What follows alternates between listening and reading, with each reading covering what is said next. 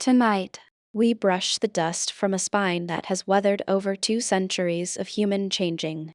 Published in 1813, Jane Austen's Pride and Prejudice is often remembered as a classic romance, but beneath the ballroom music and sharp wit lies something far more enduring.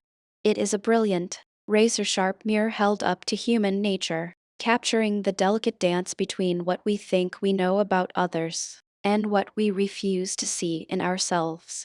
There is a reason these characters have survived the test of time. They are as beautifully flawed as we are. Chapter 1. It is a truth universally acknowledged that a single man in possession of a good fortune must be in want of a wife. However little known the feelings or views of such a man may be on his first entering a neighborhood, this truth is so well fixed in the minds of the surrounding families that he is considered as the rightful property of someone or other of their daughters. "My dear Mr. Bennet," said his lady to him one day, "have you heard that Netherfield Park is let at last?" Mr. Bennet replied that he had not. "But it is," returned she, "for Mrs. Long has just been here, and she told me all about it." Mr. Bennet made no answer. "Do not you want to know who has taken it?" cried his wife, impatiently. "You want to tell me, and I have no objection to hearing it. He came down to see the place. You are listening to audiobooks on the YouTube channel, The Silent Library. This was invitation enough. Why, my dear, you must know, Mrs. Long says that Netherfield is taken by a young man of large fortune from the north of England, that he came down on Monday in a chaise and four to see the place, and was so much delighted with it that he agreed with Mr. Morris immediately, that he is to take possession before Michaelmas, and some of his servants are to be in the house by the end of next week. What is his name? Bingley. Is he married or single? Oh, single, my dear, to be sure. A single man of large fortune. 4 or 5,000 a year. What a fine thing for our girls. How so? How can it affect them? My dear Mr. Bennet, replied his wife, how can you be so tiresome? You must know that I am thinking of his marrying one of them. Is that his design in settling here? Design? Nonsense. How can you talk so? But it is very likely that he may fall in love with one of them, and therefore you must visit him as soon as he comes. I see no occasion for that. You and the girls may go, or you may send them by themselves, which perhaps will be still better. For as you are as handsome as any of them, Mr. Bingley might like you the best of the party. My dear, you flatter me. I certainly have had my share of beauty, but I do not pretend to be anything extraordinary now. When a woman has 5 grown-up daughters, she ought to give over thinking of her own beauty. In such cases, a woman has not often much beauty to think of. But, my dear, you must indeed go and see Mr. Bingley when he comes into the neighborhood. It is more than I engage for, I assure you. But consider your daughters. Only think what an establishment it would be for one of them. Sir William and Lady Lucas are determined to go, merely on that account. For in general, you know, they visit no newcomers. Indeed you must go, for it will be impossible for us to visit him, if you do not. You are over-scrupulous, surely. I dare say Mr. Bingley will be very glad to see you, and I will send a few lines by you to assure him of my hearty consent to his marrying whichever he chooses of the girls, though I must throw in a good word for my little Lizzie. I desire you will do no such thing. Lizzie is not a bit better than the others, and I am sure she is not half so handsome as Jane, nor half so good-humored as Lydia. But you are always giving her the preference. They have none of them much to recommend them, replied he. They are all silly and ignorant like other girls. But Lizzie has something more of quickness than her sisters. Mr. Bennet, how can you abuse your own children in such a way? You take delight in vexing me. You have no compassion on my poor nerves. You mistake me, my dear. I have a high respect for your nerves. They are my old friends. I have heard you mention them with consideration these 20 years at least. Ah, you do not know what I suffer. But I hope you will get over it, and live to see many young men of 4,000 a year come into the neighborhood. It will be no use to us, if 20 such should come, since you will not visit them. Depend upon it, my dear, that when there are 20, I will visit them all. Mr. Bennet was so odd a mixture of quick parts, sarcastic humor, reserve, and caprice, that the experience of 23 years had been insufficient to make his wife understand his character. Her mind was less difficult to develop. She was a woman of mean understanding, little information, and uncertain temper. When she was discontented, she fancied herself nervous. The business of her life was to get her daughters married. Its solace was visiting and news. Mr. and Mrs. Bennet, you are listening to audiobooks on the YouTube channel, The Silent Library. I hope Mr. Bingley will like it. Chapter 2. R. Bennet was among the earliest of those who waited on Mr. Bingley. He had always intended to visit him, though to the last always assuring his wife that he should not go, and till the evening after the visit was paid she had no knowledge of it. It was then disclosed in the following manner. Observing his second daughter employed in trimming a hat, he suddenly addressed her with, "I hope Mr. Bingley will like it, Lizzie." "We are not in a way to know what Mr. Bingley likes," said her mother, resentfully, "since we are not to visit." "But you forget, mamma," said Elizabeth, "that we shall meet him at the assemblies, and that Mrs. Long has promised to introduce him." "I do not believe Mrs. Long will do any such thing. She has 2 nieces of her own. She is a selfish, hypocritical woman, and I have no opinion of her." "No more have I," said Mr. Bennet, "and I am glad to find that you do not depend on her serving you." Mrs. Bennet deigned not to make any reply, but, unable to contain herself, began scolding one of her daughters. "Don't keep coughing so, Kitty, for heaven's sake. Have a little compassion on my nerves. You tear them to pieces." "Kitty has no discretion in her coughs," said her father. "She times them ill." "I do not cough for my own amusement," replied Kitty, fretfully. "When is your next ball to be, Lizzie?" "Tomorrow fortnight." "Aye, so it is," cried her mother, "and Mrs. Long does not come back till the day before. So, it will be impossible for her to introduce him, for she will not know him herself." "Then, my dear, you may have the advantage of your friend, and introduce Mr. Bingley to her." "Impossible, Mr. Bennet, impossible, when I am not acquainted with him myself. How can you be so teasing?" "I honor your circumspection. A fortnight's acquaintance is certainly very little. One cannot know what a man really is by the end of a fortnight. But if we do not venture, somebody else will, and after all, Mrs. Long and her nieces must stand their chance, and, therefore, as she will think it an act of kindness, if you decline the office, I will take it on myself." The girls stared at their father. Mrs. Bennet said only, "Nonsense, nonsense." "What can be the meaning of that emphatic exclamation?" cried he. "Do you consider the forms of introduction, and the stress that is laid on them, as nonsense? I cannot quite agree with you there. What say you, Mary? For you are a young lady of deep reflection, I know, and read great books, and make extracts." Mary wished to say something very sensible, but knew not how. While Mary is adjusting her ideas, he continued, "Let us return to Mr. Bingley." "I am sick of Mr. Bingley," cried his wife. "I am sorry to hear that. But why did you not tell me so before?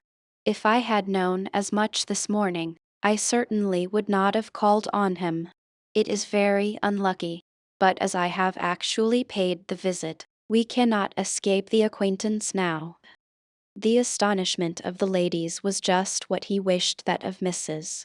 Bennet, perhaps surpassing the rest, though when the first tumult of joy was over, she began to declare that it was what she had expected all the while. "How good it was in you, my dear Mr. Bennet! But I knew I should persuade you at last. I was sure you loved your girls too well to neglect such an acquaintance. Well, how pleased I am! And it is such a good joke, too, that you should have gone this morning, and never said a word about it till now." "Now, Kitty, you may cough as much as you choose," said Mr. Bennet, and, as he spoke, he left the room, fatigued with the raptures of his wife. "What an excellent father you have, girls," said she, when the door was shut. "I do not know how you will ever make him amends for his kindness, or me either, for that matter. At our time of life, it is not so pleasant, I can tell you, to be making new acquaintances every day, but for your sakes we would do anything. Lydia, my love, though you are the youngest, I dare say Mr. Bingley will dance with you at the next ball." "Oh," said Lydia, stoutly, "I am not afraid, for though I am the youngest, I'm the tallest." The rest of the evening was spent in conjecturing how soon he would return Mr. Bennet's visit, and determining when they should ask him to dinner. "I'm the tallest." He rode a black horse. Chapter 3. OT all that Mrs. Bennet, however, with the assistance of her 5 daughters, could ask on the subject, was sufficient to draw from her husband any satisfactory description of Mr. Bingley. They attacked him in various ways, with barefaced questions, ingenious suppositions, and distant surmises, but he eluded the skill of them all, and they were at last obliged to accept the second-hand intelligence of their neighbour, Lady Lucas. Her report was highly favourable. Sir William had been delighted with him. He was quite young, wonderfully handsome, extremely agreeable, and, to crown the whole, he meant to be at the next assembly with a large party. Nothing could be more delightful. To be fond of dancing was a certain step towards falling in love, and very lively hopes of Mr. Bingley's heart were entertained. "If I can but see one of my daughters happily settled at Netherfield," said Mrs. Bennet to her husband, "and all the others equally well married, I shall have nothing to wish for." In a few days Mr. Bingley returned Mr. Bennet's visit, and sat about 10 minutes with him in his library. He had entertained hopes of being admitted to a sight of the young ladies, of whose beauty he had heard much, but he saw only the father. The ladies were somewhat more fortunate, for they had the advantage of ascertaining, from an upper window, that he wore a blue coat and rode a black horse. An invitation to dinner was soon afterwards dispatched, and already had Mrs. Bennet planned the courses that were to do credit to her housekeeping, when an answer arrived which deferred it all. Mr. Bingley was obliged to be in town the following day, and consequently unable to accept the honour of their invitation, etc. Mrs. Bennet was quite disconcerted. She could not imagine what business he could have in town so soon after his arrival in Hertfordshire, and she began to fear that he might always be flying about from one place to another, and never settled at Netherfield as he ought to be. Lady Lucas quieted her fears a little by starting the idea of his. When the party entered. You are listening to audiobooks on the YouTube channel, The Silent Library. Being gone to London only to get a large party for the ball, and a report soon followed that Mr. Bingley was to bring 12 ladies and 7 gentlemen with him to the assembly. The girls grieved over such a number of ladies, but were comforted the day before the ball by hearing that, instead of 12, he had brought only 6 with him from London, his 5 sisters and a cousin. And when the party entered the assembly room, it consisted of only 5 altogether: Mr. Bingley, his 2 sisters, the husband of the eldest, and another young man. Mr. Bingley was good-looking and gentlemanlike. He had a pleasant countenance, and easy, unaffected manners. His sisters were fine women, with an air of decided fashion. His brother-in-law, Mr. Hurst, merely looked the gentleman, but his friend Mr. Darcy soon drew the attention of the room by his fine, tall person, handsome features, noble mien, and the report, which was in general circulation within 5 minutes after his entrance, of his having 10,000 a year. The gentlemen pronounced him to be a fine figure of a man. The ladies declared he was much handsomer than Mr. Bingley, and he was looked at with great admiration for about half the evening, till his manners gave a disgust which turned the tide of his popularity, for he was discovered to be proud, to be above his company, and above being pleased. And not all his large estate in Derbyshire could save him from having a most forbidding, disagreeable countenance, and being unworthy to be compared with his friend. Mr. Bingley had soon made himself acquainted with all the principal people in the room. He was lively and unreserved, danced every dance, was angry that the ball closed so early, and talked of giving one himself at Netherfield. Such amiable qualities must speak for themselves. What a contrast between him and his friend, Mr. Darcy danced only once with Mrs. Hurst and once with Miss Bingley, declined being introduced to any other lady, and spent the rest of the evening in walking about the room, speaking occasionally to one of his own party. His character was decided. He was the proudest, most disagreeable man in the world, and everybody hoped that he would never come there again. Amongst the most violent against him was Mrs. Bennet, whose dislike of his general behavior was sharpened into particular resentment by his having slighted one of her daughters.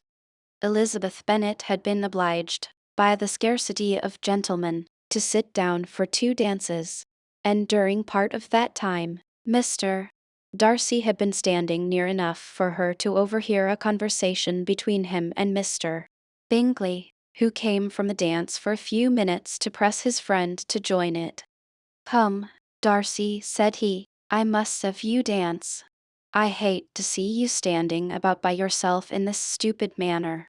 You had much better dance." "I certainly shall not. You know how I detest it, unless I am particularly acquainted with my partner.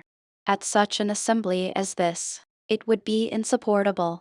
Your sisters are engaged, and there is not another woman in the room whom it would not be a punishment to me to stand up with."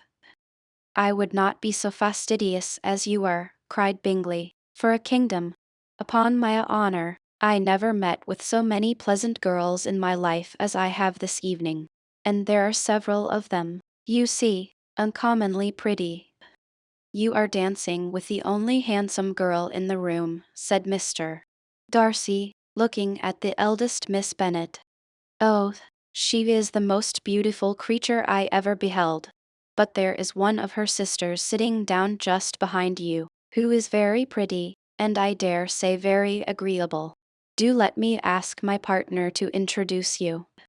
She is tolerable." You are listening to audiobooks on the YouTube channel, The Silent Library.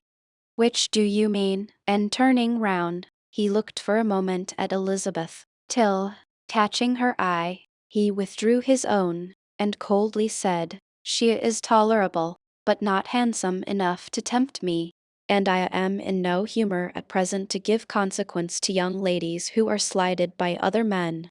You had better return to your partner and enjoy her smiles, for you are wasting your time with me." Mr.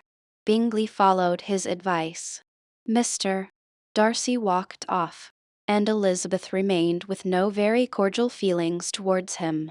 She told the story, however, with great spirit among her friends, for she had a lively, playful disposition, which delighted in anything ridiculous. The evening altogether passed off pleasantly to the whole family. Mrs. Bennet had seen her eldest daughter much admired by the Netherfield party. Mr. Bingley had danced with her twice, and she had been distinguished by his sisters. Jane was as much gratified by this as her mother could be, though in a quieter way. Elizabeth felt Jane's pleasure. Mary had heard herself mentioned to Miss Bingley as the most accomplished girl in the neighbourhood, and Catherine and Lydia had been fortunate enough to be never without partners, which was all that they had yet learnt to care for at a ball. They returned, therefore, in good spirits to Longbourn, the village where they lived, and of which they were the principal inhabitants. They found Mr. Bennet still up, with a book. He was regardless of time, and on the present occasion he had a good deal of curiosity as to the event of an evening which had raised such splendid expectations. He had rather hoped that all his wife's views on the stranger would be disappointed, but he soon found that he had a very different story to hear. "Oh, my dear Mr. Bennet," as she entered the room, "we have had a most delightful evening, a most excellent ball. I wish you had been there. Jane was so admired, nothing could be like it. Everybody said how well she looked, and Mr. Bingley thought her quite beautiful, and danced with her twice. Only think of that, my dear, he actually danced with her twice, and she was the only creature in the room that he asked a second time. First of all, he asked Miss Lucas. I was so vexed to see him stand up with her. But, however, he did not admire her at all. Indeed, nobody can, you know. And he seemed quite struck with Jane as she was going down the dance. So he inquired who she was, and got introduced, and asked her for the two next. Then, the 2/3 he danced with Miss King, and the 2/4 with Maria Lucas, and the 2/5 with Jane again, and the 2/6 with Lizzie, and the Boulanger. If he had had any compassion for me, cried her husband impatiently, he would not have danced half so much. For God's sake, say no more of his partners. Oh, that he had sprained his ankle in the first dance. Oh, my dear, continued Mrs. Bennet, I am quite delighted with him. He is so excessively handsome, and his sisters are charming women. I never in my life saw anything more elegant than their dresses. I dare say the lace upon Mrs. Hurst's gown. Here she was interrupted again. Mr. Bennet protested against any description of finery. She was therefore obliged to seek another branch of the subject, and related, with much bitterness of spirit, and some exaggeration, the shocking rudeness of Mr. Darcy. But I can assure you, she added, that Lizzie does not lose much by not suiting his fancy, for he is a most disagreeable, horrid man, not at all worth pleasing, so high and so conceited, that there was no enduring him. He walked here, and he walked there, fancying himself so very great, not handsome enough to dance with. I wish you had been there, my dear, to have given him one of your set-downs. I quite detest the man. Chapter 4. Jane and Elizabeth were alone. The former, who had been cautious in her praise of Mr. Bingley before, expressed to her sister how very much she admired him. He is just what a young man ought to be, said she, sensible, good-humoured, lively, and I never saw such happy manners, so much ease, with such perfect good breeding. He is also handsome, replied Elizabeth, which a young man ought likewise to be if he possibly can. His character is thereby complete. I was very much flattered by his asking me to dance a second time. I did not expect such a compliment. Did not you? I did for you. But that is one great difference between us. Compliments always take you by surprise, and me never. What could be more natural than his asking you again? He could not help seeing that you were about 5 times as pretty as every other woman in the room. No thanks to his gallantry for that. Well, he certainly is very agreeable, and I give you leave to like him. You have liked many a stupider person. Dear Lizzie. Oh, you are a great deal too apt, you know, to like people in general. You never see a fault in anybody. All the world are good and agreeable in your eyes. I never heard you speak ill of a human being in my life. I would wish not to be hasty in censuring anyone, but I always speak what I think. I know you do, and it is that which makes the wonder. With your good sense, to be so honestly blind to the follies and nonsense of others. Affectation of candor is common enough. One meets with it everywhere. But to be candid without ostentation or design, to take the good of everybody's character and make it still better, and say nothing of the bad, belongs to you alone. And so, you like this man's sisters, too, do you? Their manners are not equal to his. Certainly not, at first, but they are very pleasing women when you converse with them. Miss Bingley is to live with her brother, and keep his house, and I am much mistaken if we shall not find a very charming neighbor in her. Elizabeth listened in silence, but was not convinced. Their behavior at the assembly had not been calculated to please in general, and with more quickness of observation and less pliancy of temper than her sister, and with a judgment, too, unassailed by any attention to herself, she was very little disposed to approve them. They were, in fact, very fine ladies, not deficient in good humor when they were pleased, nor in the power of being agreeable where they chose it, but proud and conceited. They were rather handsome, had been educated in one of the first private seminaries in town, had a fortune of £20,000, were in the habit of spending more than they ought, and of associating with people of rank, and were, therefore, in every respect entitled to think well of themselves and meanly of others. They were of a respectable family in the north of England, a circumstance more deeply impressed on their memories than that their brother's fortune and their own had been acquired by trade. Mr. Bingley inherited property to the amount of nearly £100,000 from his father, who had intended to purchase an estate, but did not live to do it. Mr. Bingley intended it likewise, and sometimes made choice of his county, but, as he was now provided with a good house and the liberty of a manor, it was doubtful to many of those who best knew the easiness of his temper, whether he might not spend the remainder of his days at Netherfield, and leave the next generation to purchase. His sisters were very anxious for his having an estate of his own, but though he was now established only as a tenant, Miss Bingley was by no means unwilling to preside at his table, nor was Mrs.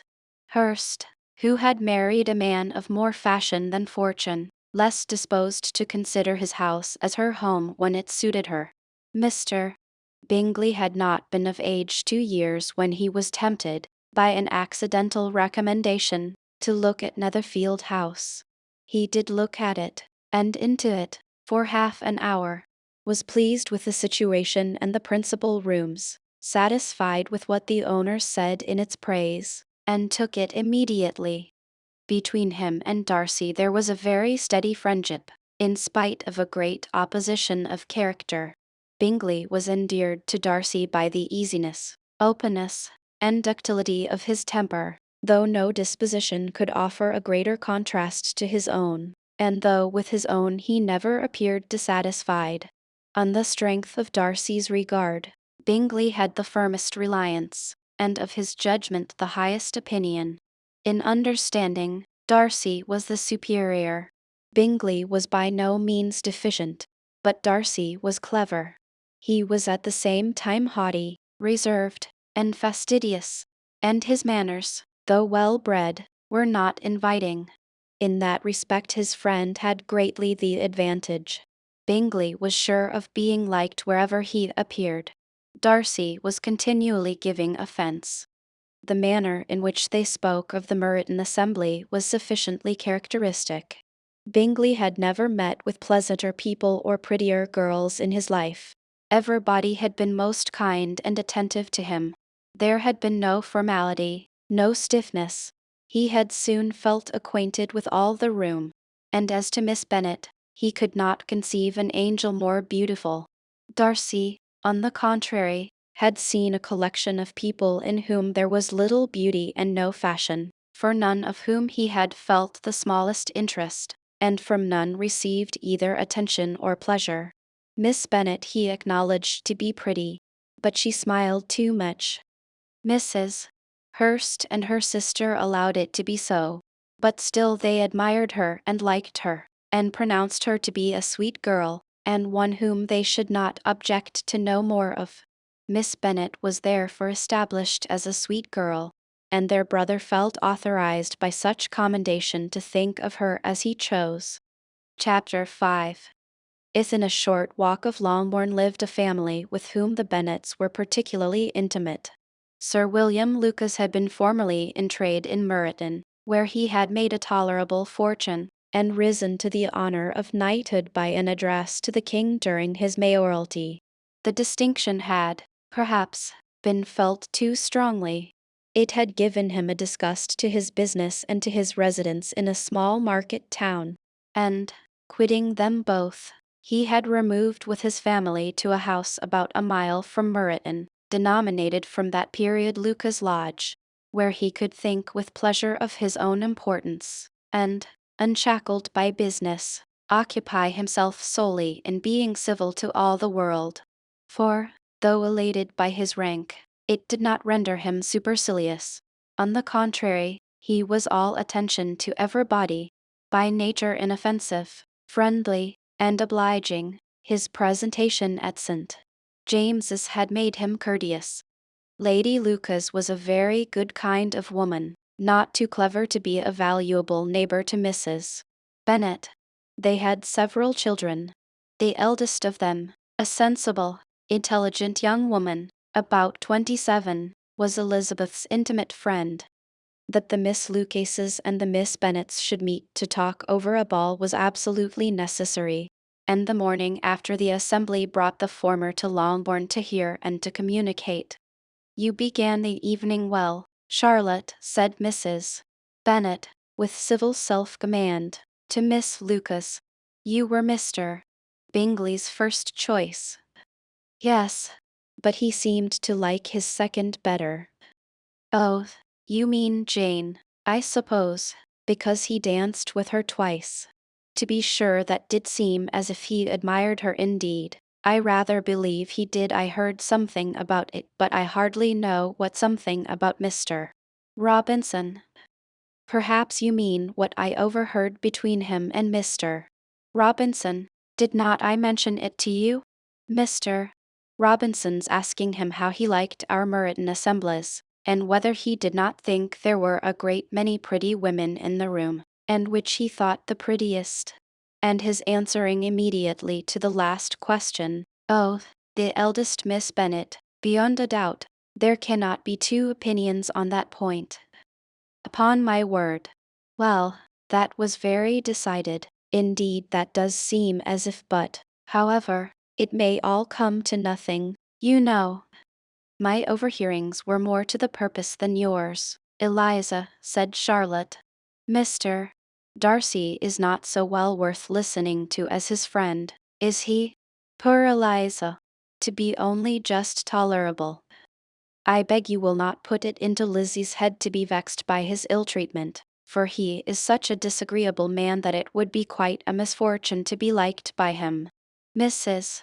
Long told me last night that he sat close to her for half an hour without once opening his lips. Without once opening his lips. You are listening to audiobooks on the YouTube channel, The Silent Library. Are you quite sure, ma'am? Is not there a little mistake?" said Jane. "I certainly saw Mr. Darcy speaking to her." "I because she asked him at last how he liked Netherfield, and he could not help answering her. But she said he seemed very angry at being spoke to. Miss Bingley told me, said Jane, that he never speaks much unless among his intimate acquaintance. With them he is remarkably agreeable. I do not believe a word of it, my dear. If he had been so very agreeable, he would have talked to Mrs. Long. But I can guess how it was. Everybody says that he is eat up with pride, and I dare say he had heard somehow that Mrs. Long does not keep a carriage, and had to come to the ball in a hack chaise. I do not mind his not talking to Mrs. Long, said Miss Lucas, but I wish he had danced with Eliza. Another time, Lizzie, said her mother, I would not dance with him, if I were you. I believe, ma'am, I may safely promise you never to dance with him. His pride, said Miss Lucas, does not offend me so much as pride often does, because there is an excuse for it.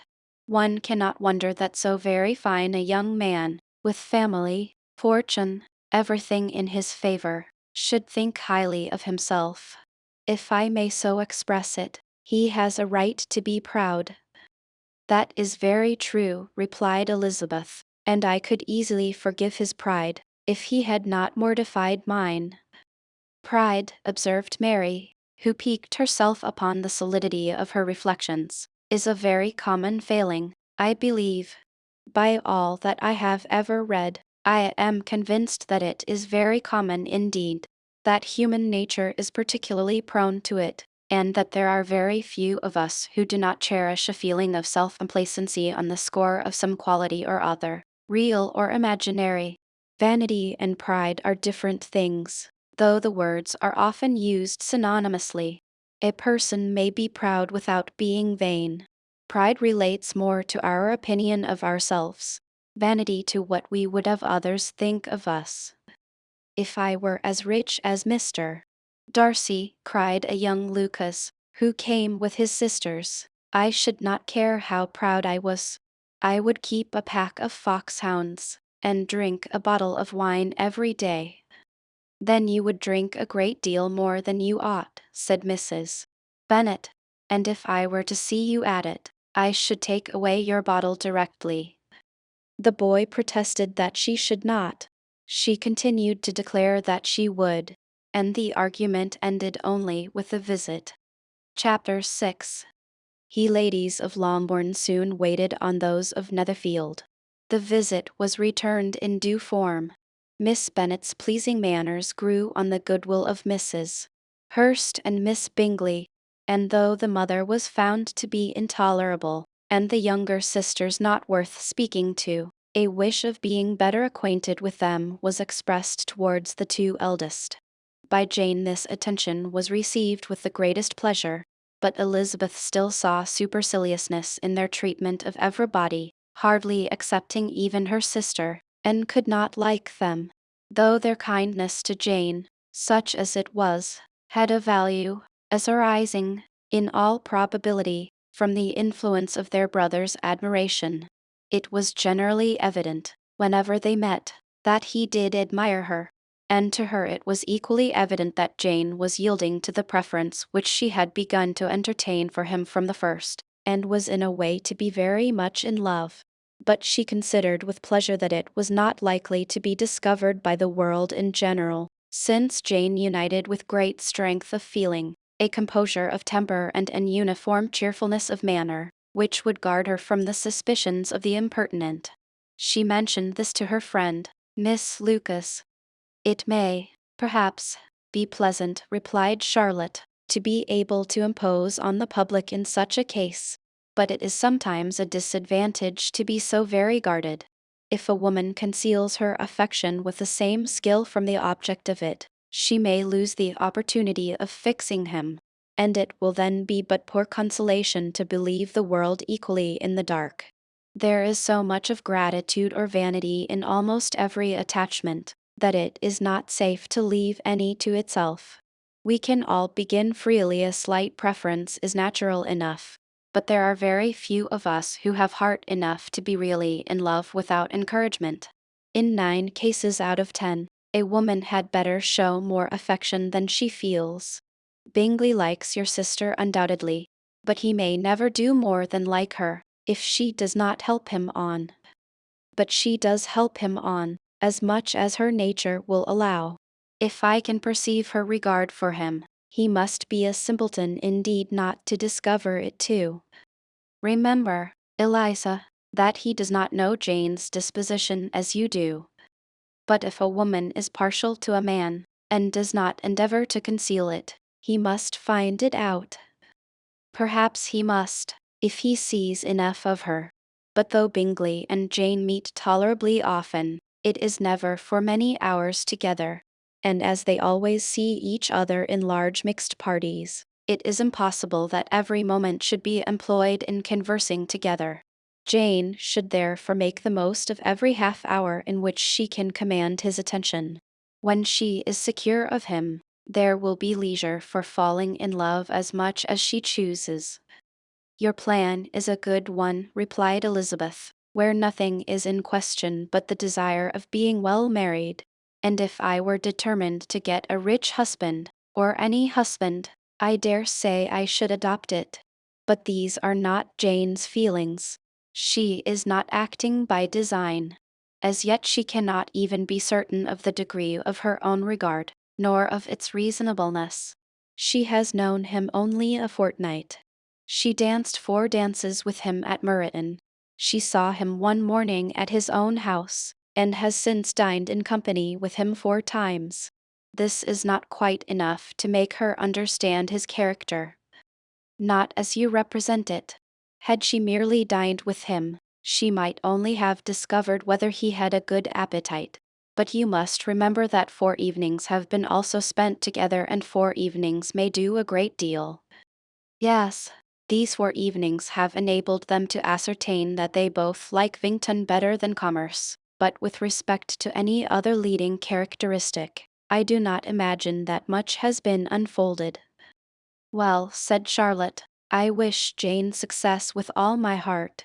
And if she were married to him tomorrow, I should think she had as good a chance of happiness as if she were to be studying his character for a 12-month.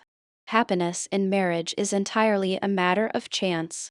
If the dispositions of the parties are ever so well known to each other, or ever so similar beforehand, it does not advance their felicity in the least.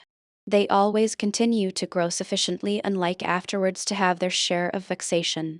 And it is better to know as little as possible of the defects of the person with whom you are to pass your life. You make me laugh, Charlotte. But it is not sound. You know it is not sound, and that you would never act in this way yourself. Occupied in observing Mr. Bingley's attention to her sister, Elizabeth was far from suspecting that she was herself becoming an object of some interest in the eyes of his friend. Mr. Darcy had at first scarcely allowed her to be pretty. He had looked at her without admiration at the ball, and when they next met, he looked at her only to criticize. But no sooner had he made it clear to himself and his friends that she had hardly a good feature in her face, than he began to find it was rendered uncommonly intelligent by the beautiful expression of her dark eyes. To this discovery succeeded some others equally mortifying.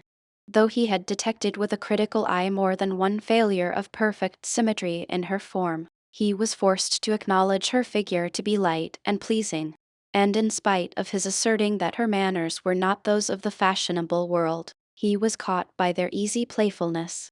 Of this she was perfectly unaware. To her he was only the man who made himself agreeable nowhere, and who had not thought her handsome enough to dance with.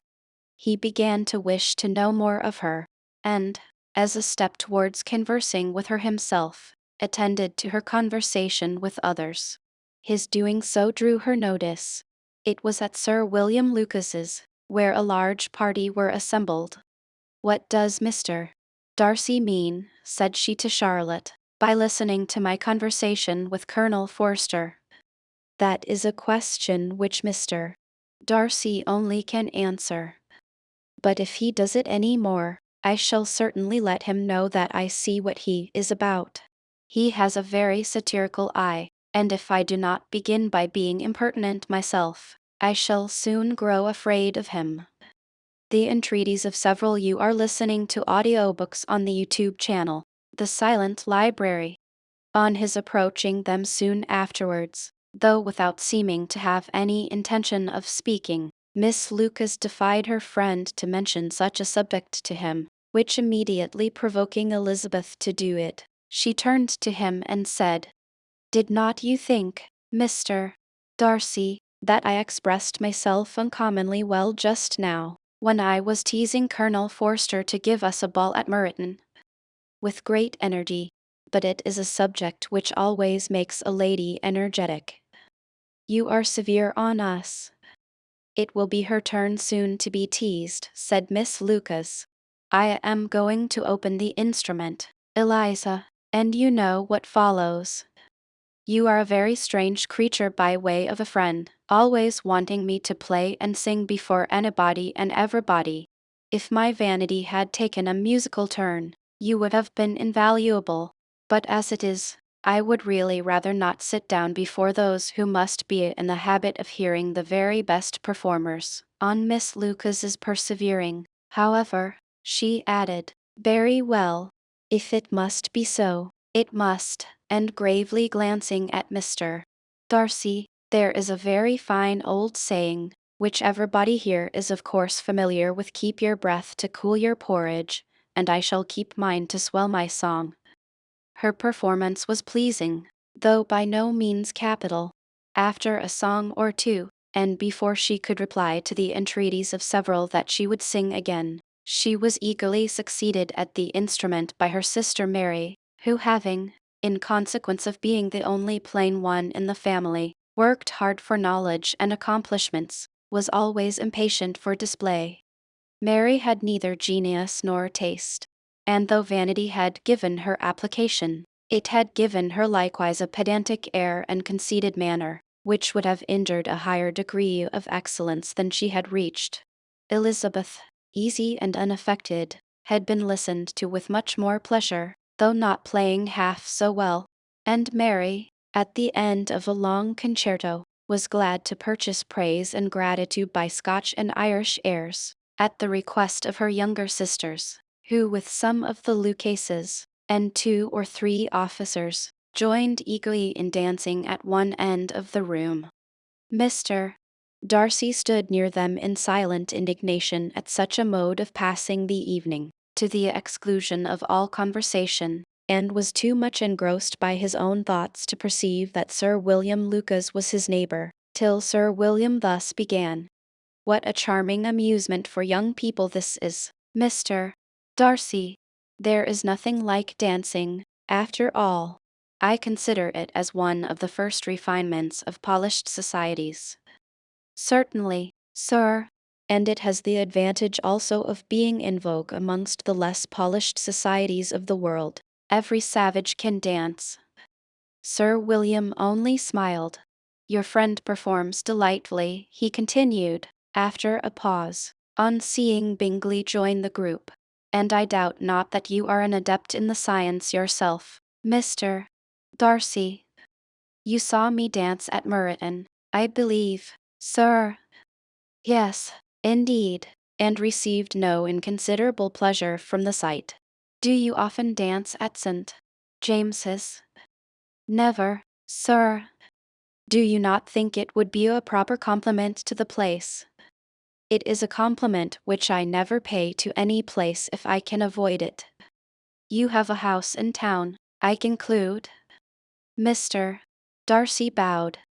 "I had once some thoughts of fixing in town myself, for I am fond of superior society, but I did not feel quite certain that the air of London would agree with Lady Lucas." He paused in hopes of an answer, but his companion was not disposed to make any, and Elizabeth at that instant moving towards them, he was struck with the notion of doing a very gallant thing, and called out to her, "My dear Miss Eliza, why are not you dancing?" "Mr. Darcy, You must allow me to present this young lady to you as a very desirable partner. You cannot refuse to dance, I am sure, when so much beauty is before you." And, taking her hand, he would have given it to Mr. Darcy, who, though extremely surprised, was not unwilling to receive it, when she instantly drew back, and said with some discomposure to Sir William, "Indeed, sir, I have not the least intention of dancing. I entreat you not to suppose that I moved this way in order to beg for a partner." Mr. Darcy, with grave propriety, requested to be allowed the honor of her hand, but in vain. Elizabeth was determined, nor did Sir William at all shake her purpose by his attempt at persuasion. "You excel so much in the dance, Miss Eliza, that it is cruel to deny me the happiness of seeing you. And though this gentleman dislikes the amusement in general, he can have no objection, I am sure, to oblige us for 1/2 hour." "Mr.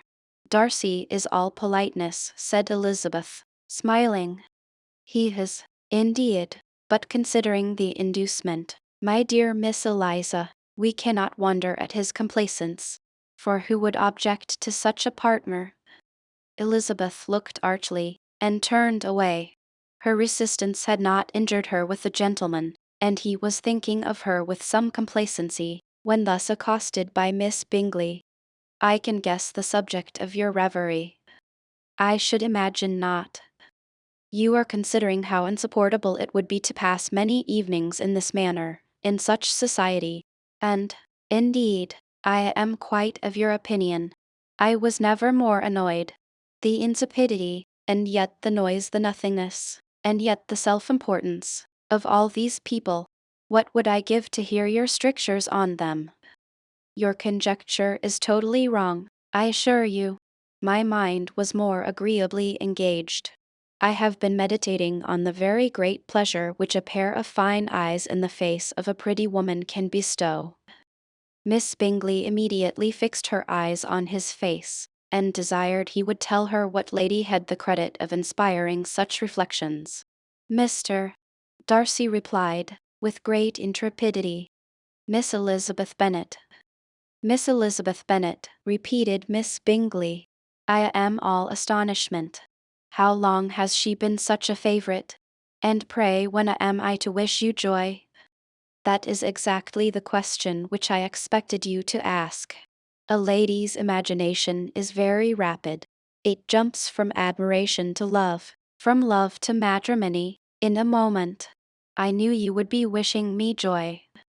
Nay, if you are so serious about it, I shall consider the matter as absolutely settled.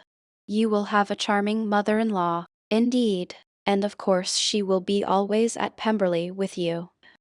He listened to her with perfect indifference, while she chose to entertain herself in this manner, and as his composure convinced her that all was safe, her wit flowed along. A note for Miss Bennet. Chapter 7. R. Bennet's property consisted almost entirely in an estate of 2,000 a year, which, unfortunately for his daughters, was entailed, in default of heirs male, on a distant relation, and their mother's fortune, though ample for her situation in life, could but ill supply the deficiency of his. Her father had been an attorney in Meryton, and had left her £4,000. She had a sister married to a Mr. Phillips, who had been a clerk to their father and succeeded him in the business, and a brother settled in London in a respectable line of trade. The village of Longbourn was only 1 mile from Meryton, a most convenient distance for the young ladies, who were usually tempted thither 3 or 4 times a week, to pay their duty to their aunt, and to a milliner's shop just over the way. The 2 youngest of the family, Catherine and Lydia, were particularly frequent in these attentions. Their minds were more vacant than their sisters, and when nothing better offered, a walk to Meryton was necessary to amuse their morning hours and furnish conversation for the evening. And, however bare of news the country in general might be, they always contrived to learn some from their aunt. At present, indeed, They were well supplied both with news and happiness by the recent arrival of a militia regiment in the neighborhood. It was to remain the whole winter, and Meryton was the headquarters. Their visits to Mrs. Phillips were now productive of the most interesting intelligence. Every day added something to their knowledge of the officers' names and connections. Their lodgings were not long a secret, and at length they began to know the officers themselves. Mr. Phillips visited them all, and this opened to his nieces a source of felicity unknown before. They could talk of nothing but officers, and Mr. Bingley's large fortune, the mention of which gave animation to their mother, was worthless in their eyes when opposed to the regimentals of an ensign. After listening one morning to their effusions on this subject, Mr. Bennet coolly observed, "From all that I can collect by your manner of talking, you must be two of the silliest girls in the country. I have suspected it some time, but I am now convinced." Catherine was disconcerted, and made no answer, but Lydia, with perfect indifference, continued to express her admiration of Captain Carter, and her hope of seeing him in the course of the day, as he was going the next morning to London. "I am astonished, my dear," said Mrs. Bennet, "that you should be so ready to think your own children silly. If I wished to think slightingly of anybody's children, it should not be of my own. However, if my children are silly, I must hope to be always sensible of it. Yes, but as it happens, they are all of them very clever. This is the only point, I flatter myself, on which we do not agree.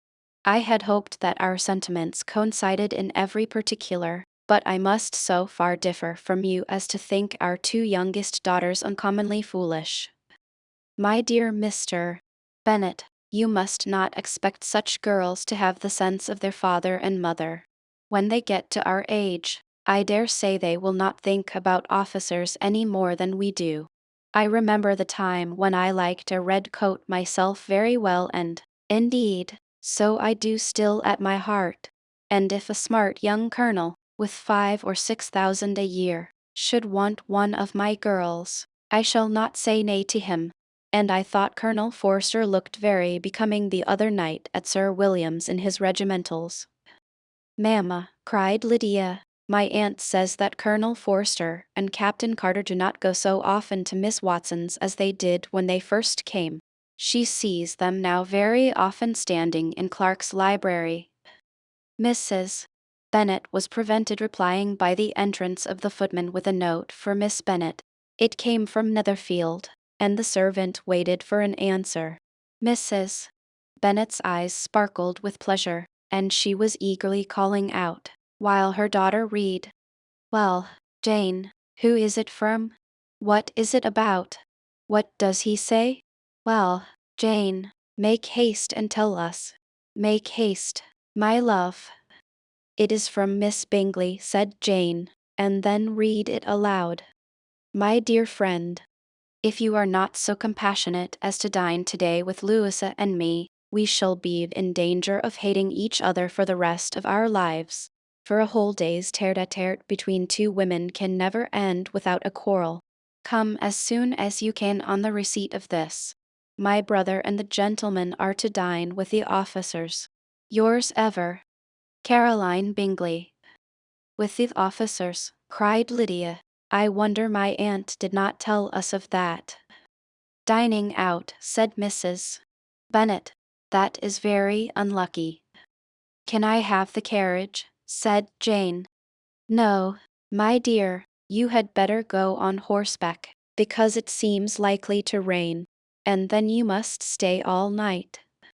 "That would be a good scheme," said Elizabeth, "if you were sure that they would not offer to send her home." "Oh, but the gentlemen will have Mr. Bingley's chaise to go to Meryton, and the Hursts have no horses to theirs. I had much rather go in the coach." "But, my dear, your father cannot spare the horses, I am sure. They are wanted in the farm, Mr. Bennet, are not they?" Cheerful prognostics. They are wanted in the farm much oftener than I can get them. But if you have got them today, said Elizabeth, my mother's purpose will be answered. She did at last extort from her father an acknowledgment that the horses were engaged. Jane was therefore obliged to go on horseback, and her mother attended her to the door with many cheerful prognostics of a bad day. Her hopes were answered. Jane had not been gone long before it rained hard. Her sisters were uneasy for her, but her mother was delighted. The rain continued the whole evening without intermission. Jane certainly could not come back. This was a lucky idea of mine, indeed, said Mrs. Bennet, more than once, as if the credit of making it rain were all her own. Till the next morning, however, she was not aware of all the felicity of her contrivance. Breakfast was scarcely over when a servant from Netherfield brought the following note for Elizabeth. My dearest Lizzie, I find myself very unwell this morning, which, I suppose, is to be imputed to my getting wet through yesterday. My kind friends will not hear of my returning home till I am better. They insist also on my seeing Mr. Jones, therefore do not be alarmed if you should hear of his having been to me and, excepting a sore throat and a headache, there is not much the matter with me. Yours, etc. Well, my dear, said Mr. Bennet, when Elizabeth had read the note aloud, if your daughter should have a dangerous fit of illness, if she should die, it would be a comfort to know that it was all in pursuit of Mr. Bingley, and under your orders. Oh, I am not at all afraid of her dying. People do not die of little trifling colds. She will be taken good care of. As long as she stays there, it is all very well. I would go and see her if I could of the carriage. Elizabeth, feeling really anxious, determined to go to her, though the carriage was not to be had, and as she was no horsewoman, walking was her only alternative. She declared her resolution. How can you be so silly, cried her mother, as to think of such a thing, in all this dirt? You will not be fit to be seen when you get there. I shall be very fit to see Jane, which is all I want. Is this a hint to me, Lizzie, said her father, to send for the horses? No, indeed. I do not wish to avoid the walk. The distance is nothing, when one has a motive. Only 3 miles. I shall be back by dinner. I admire the activity of your benevolence, observed Mary, but every impulse of feeling should be guided by reason. And, in my opinion, exertion should always be in proportion to what is required. We will go as far as Meryton with you, said Catherine and Lydia. Elizabeth accepted their company, and the 3 young ladies set off together. If we make haste, said Lydia, as they walked along, perhaps we may see something of Captain Carter before he goes. In Meryton they parted. The 2 youngest repaired to the lodgings of one of the officers' wives, and Elizabeth continued her walk alone, crossing field after field at a quick pace, jumping over stiles and springing over puddles, with impatient activity, and finding herself at last within view of the house, with weary ankles, dirty stockings, and a face glowing with the warmth of exercise. She was shown into the breakfast parlor, where all but Jane were assembled, and where her appearance created a great deal of surprise. That she should have walked 3 miles so early in the day in such dirty weather, and by herself, was almost incredible to Mrs. Hurst and Miss Bingley, and Elizabeth was convinced that they held her in contempt for it. She was received, however, very politely by them, and in their brother's manners there was something better than politeness, there was good humor and kindness. Mr. Darcy said very little, and Mr. Hurst nothing at all. The former was divided between admiration of the brilliancy which exercise had given to her complexion and doubt as to the occasions justifying her coming so far alone. The latter was thinking only of his breakfast. Her inquiries after her sister were not very favorably answered. Miss Bennet had slept ill, and though up, was very feverish, and not well enough to leave her room. Elizabeth was glad to be taken to her immediately, and Jane, who had only been withheld by the fear of giving alarm or inconvenience, from expressing in her note how much she longed for such a visit, was delighted at her entrance. She was not equal, however, to much conversation, and when Miss Bingley left them together, could attempt little beside expressions of gratitude for the extraordinary kindness she was treated with. Elizabeth silently attended her. The apothecary came. When breakfast was over, they were joined by the sisters, and Elizabeth began to like them herself, when she saw how much affection and solicitude they showed for Jane.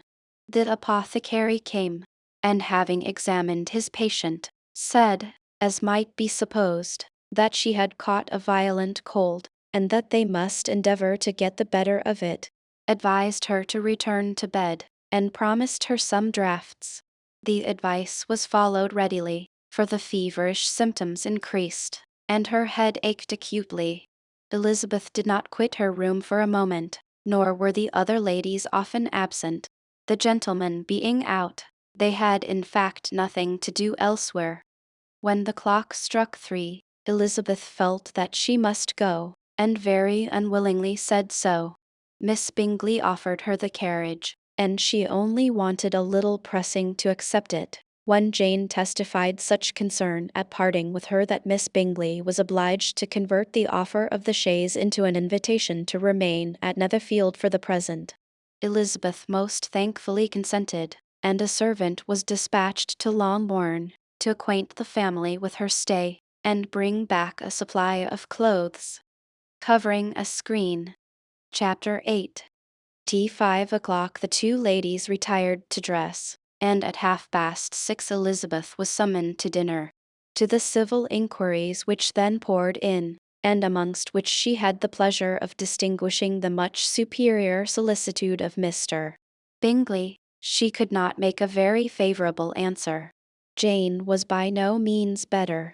The sisters, on hearing this, repeated 3 or 4 times how much they were grieved, how shocking it was to have a bad cold, and how excessively they disliked being ill themselves, and then thought no more of the matter, and their indifference towards Jane, when not immediately before them, restored Elizabeth to the enjoyment of all her original dislike.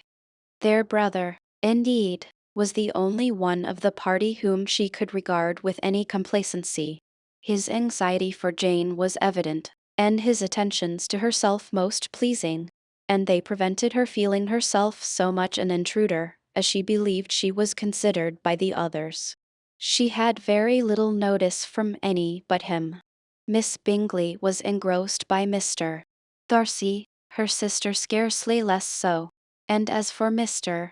Hurst, by whom Elizabeth sat, he was an indolent man, who lived only to eat, drink, and play at cards, who, when he found her prefer a plain dish to a ragout, had nothing to say to her.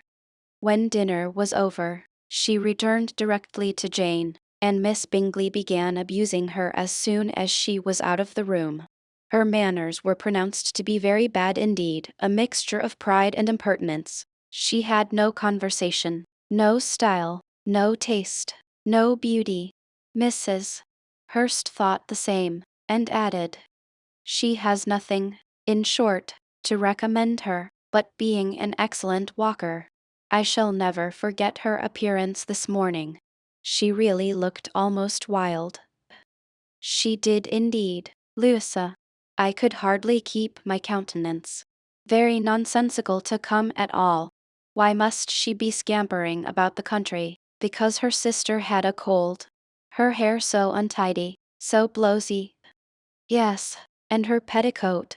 I hope you saw her petticoat, 6 inches deep in mud, I am absolutely certain, and the gown which had been let down to hide it not doing its office. Your picture may be very exact, Louisa, said Bingley, but this was all lost upon me. I thought Miss Elizabeth Bennet looked remarkably well when she came into the room this morning. Her dirty petticoat quite escaped my notice. You observed it, Mr. Darcy, I am sure, said Miss Bingley, and I am inclined to think that you would not wish to see your sister make such an exhibition. Certainly not. To walk 3 miles, or 4 miles, or 5 miles, or whatever it is, above her ankles in dirt, and alone, quite alone. What could she mean by it? It seems to me to show an abominable sort of conceited independence, a most country-down indifference to decorum. It shows an affection for her sister that is very pleasing, said Bingley. I am afraid, Mr. Darcy, observed Miss Bingley, in a half-whisper, that this adventure has rather affected your admiration of her fine eyes. Not at all, he replied. They were brightened by the exercise. A short pause followed this speech, and Mrs. Hurst began again. I have an excessive regard for Jane Bennet. She is really a very sweet girl, and I wish with all my heart she were well settled. But with such a father and mother, and such low connections, I am afraid there is no chance of it. I think I have heard you say that their uncle is an attorney in Meryton? Yes, and they have another, who lives somewhere near Cheapside. That is capital, added her sister, and they both laughed heartily. If they had uncles enough to fill all Cheapside, cried Bingley, it would not make them one jot less agreeable.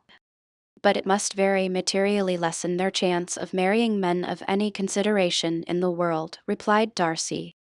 To this speech Bingley made no answer, but his sisters gave it their hearty assent, and indulged their mirth for some time at the expense of their dear friend's vulgar relations. With a renewal of tenderness, however, they repaired to her room on leaving the dining parlour, and sat with her till summoned to coffee. She was still very poorly, and Elizabeth would not quit her at all, till late in the evening, when she had the comfort of seeing her asleep, and when it appeared to her rather right than pleasant that she should go downstairs herself. On entering the drawing-room, she found the whole party at loo, and was immediately invited to join them, but suspecting them to be playing high, she declined it, and making her sister the excuse, said she would amuse herself, for the short time she could stay below, with a book. Mr. Hurst looked at her with astonishment. Do you prefer reading to cards? Said he. That is rather singular. Miss Eliza Bennet, said Miss Bingley, despises cards. She is a great reader, and has no pleasure in anything else. I deserve neither such praise nor such censure, cried Elizabeth. I am not a great reader, and I have pleasure in many things. In nursing your sister I am sure you have pleasure, said Bingley, and I hope it will soon be increased by seeing her quite well. Elizabeth thanked him from her heart, and then walked towards a table where a few books were lying. He immediately offered to fetch her others, all that his library afforded. And I wish my collection were larger for your benefit and my own credit, but I am an idle fellow, and though I have not many, I have more than I ever looked into. Elizabeth assured him that she could suit herself perfectly with those in the room. I am astonished, said Miss Bingley, that my father should have left so small a collection of books.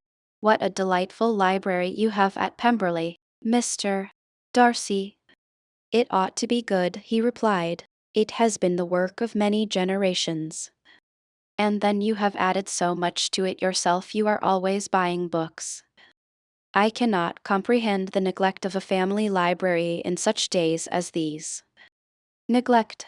I am sure you neglect nothing that can add to the beauties of that noble place. Charles, when you build your house, I wish it may be half as delightful as Pemberley. I wish it may. But I would really advise you to make your purchase in that neighborhood, and take Pemberley for a kind of model. There is not a finer county in England than Derbyshire. With all my heart, I will buy Pemberley itself, if Darcy will sell it. I am talking of possibilities, Charles. Upon my word, Caroline, I should think it more possible to get Pemberley by purchase than by imitation. Elizabeth was so much caught by what passed, as to leave her very little attention for her book, and, soon laying it wholly aside, she drew near the card table, and stationed herself between Mr. Bingley and his eldest sister, to observe the game. "Is Miss Darcy much grown since the spring?" said Miss Bingley. "Will she be as tall as I am?" "I think she will. She is now about Miss Elizabeth Bennet's height, or rather taller. How I long to see her again! I never met with anybody who delighted me so much. Such a countenance, such manners, and so extremely accomplished for her age. Her performance on the pianoforte is exquisite." "It is amazing to me," said Bingley, "how young ladies can have patience to be so very accomplished as they all are." "All young ladies accomplished? My dear Charles, what do you mean?" "Yes, all of them, I think. They all paint tables, cover screens, and net purses. I scarcely know any one who cannot do all this, and I am sure I never heard a young lady spoken of for the first time, without being informed that she was very accomplished." "Your list of the common extent of accomplishments," said Darcy, "has too much truth. The word is applied to many a woman who deserves it no otherwise than by netting a purse or covering a screen. But I am very far from agreeing with you in your estimation of ladies in general. I cannot boast of knowing more than half a dozen in the whole range of my acquaintance that are really accomplished." "Nor I am sure," said Miss Bingley. "Then," observed Elizabeth, "you must comprehend a great deal in your idea of an accomplished woman." "Yes, I do comprehend a great deal in it." "Both, certainly," cried his faithful assistant. "No one can be really esteemed accomplished who does not greatly surpass what is usually met with. A woman must have a thorough knowledge of music, singing, drawing, dancing, and the modern languages, to deserve the word. And, besides all this, she must possess a certain something in her air and manner of walking, the tone of her voice, her address and expressions, or the word will be but half deserved. All this she must possess," added Darcy, "and to all she must yet add something more substantial in the improvement of her mind by extensive reading. I am no longer surprised at your knowing only 6 accomplished women. I rather wonder now at your knowing any. Are you so severe upon your own sex as to doubt the possibility of all this? I never saw such a woman. I never saw such capacity, and taste, and application, and elegance, as you describe, united." Mrs. Hurst and Miss Bingley both cried out against the injustice of her implied doubt, and were both protesting that they knew many women who answered this description, when Mr. Hurst called them to order, with bitter complaints of their inattention to what was going forward. As all conversation was thereby at an end, Elizabeth soon afterwards left the room. "Eliza Bennet," said Miss Bingley, when the door was closed on her, "is one of those young ladies who seek to recommend themselves to the other sex by undervaluing their own. And with many men, I dare say, it succeeds.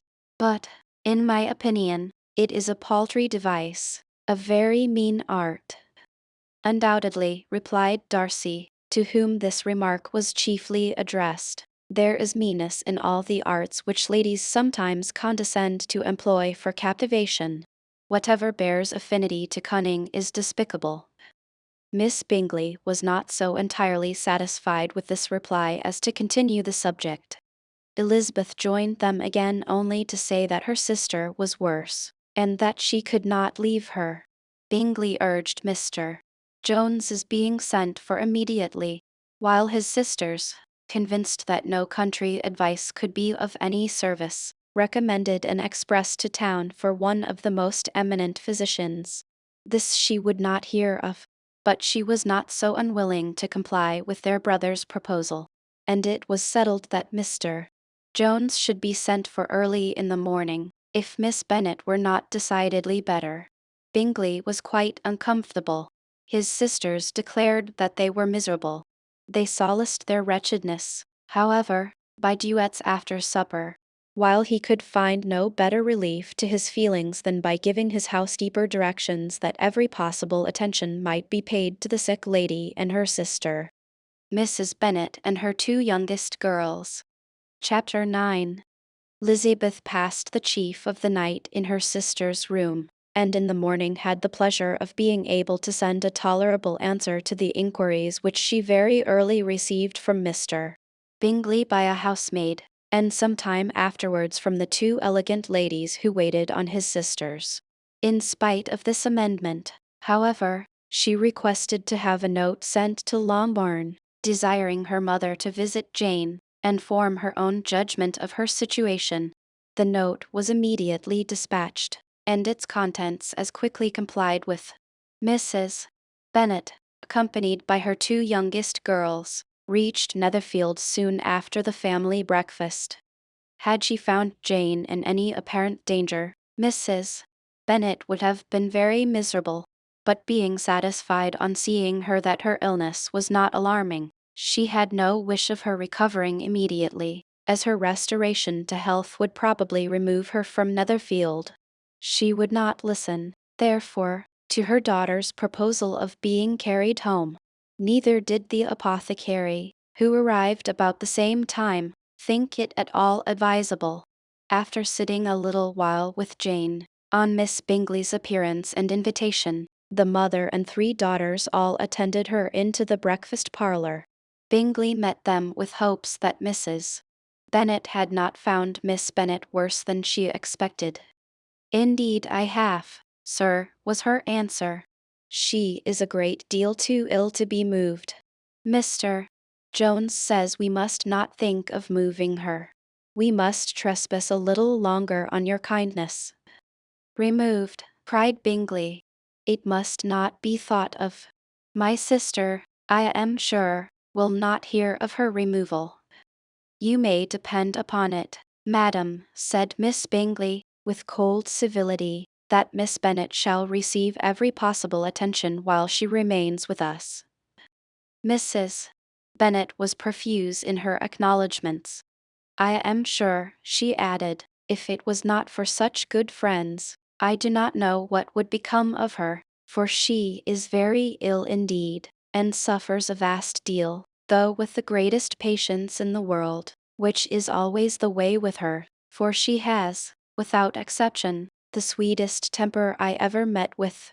I often tell my other girls they are nothing to her. You have a sweet room here, Mr.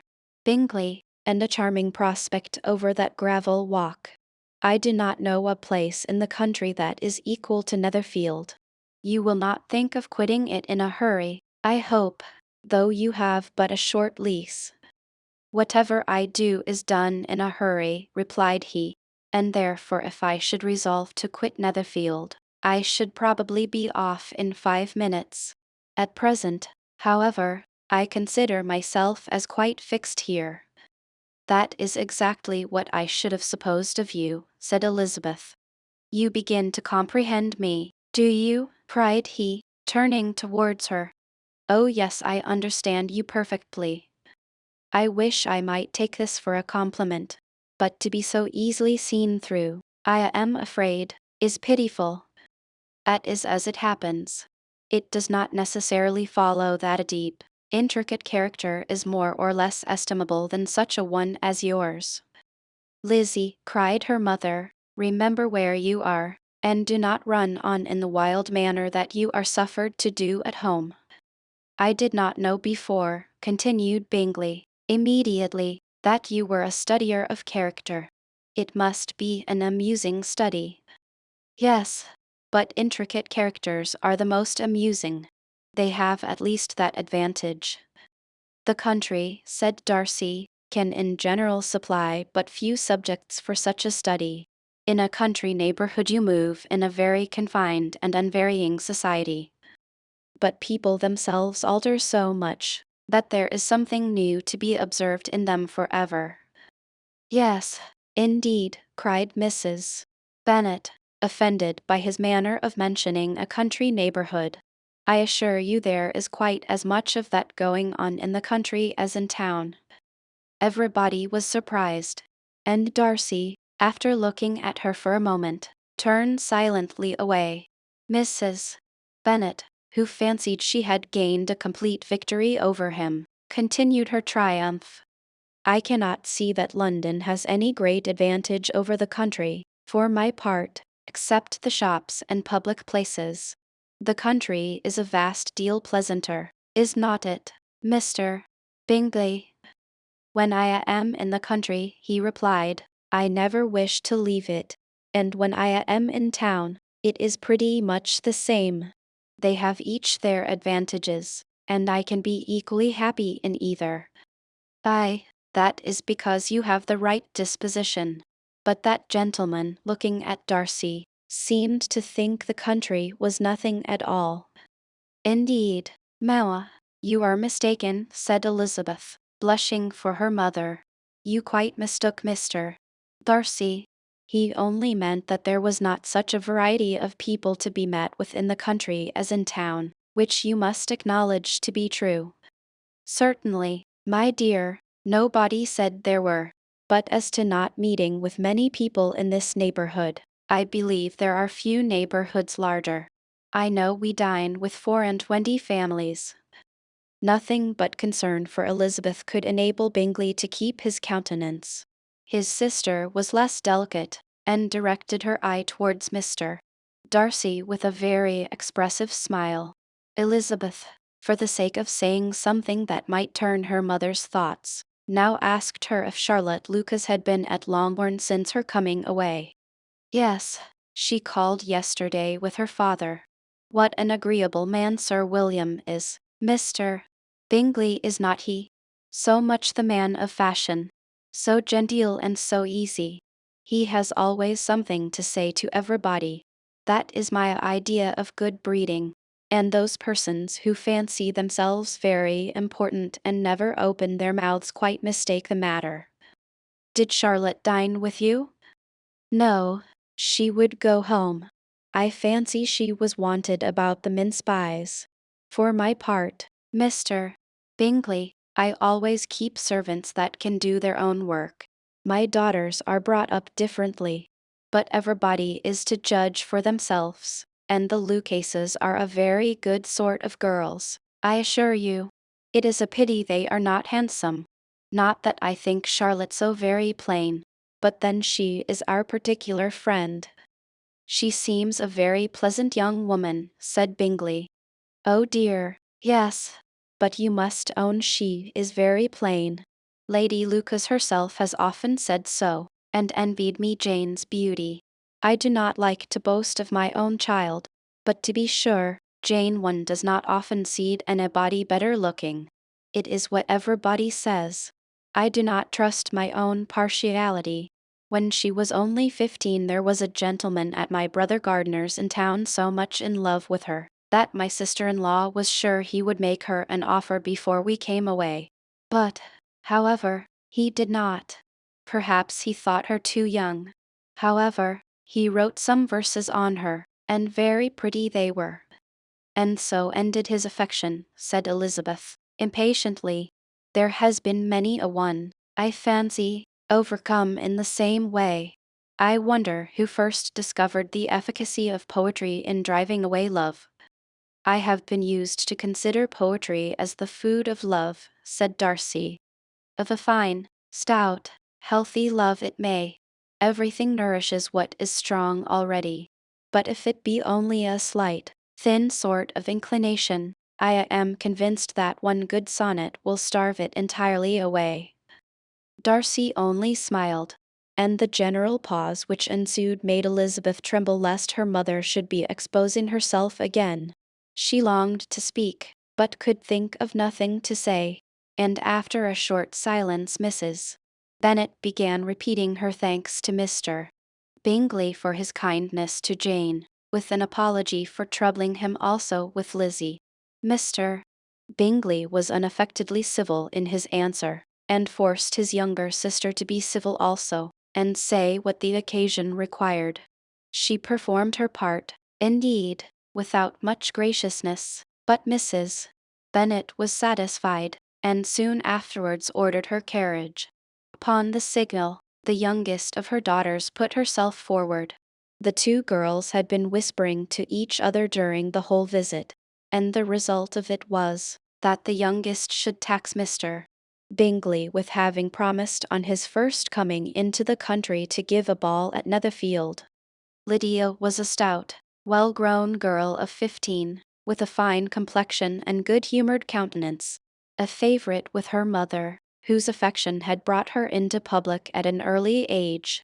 She had high animal spirits, and a sort of natural self-consequence, which the attentions of the officers, to whom her uncle's good dinners and her own easy manners recommended her, had increased into assurance.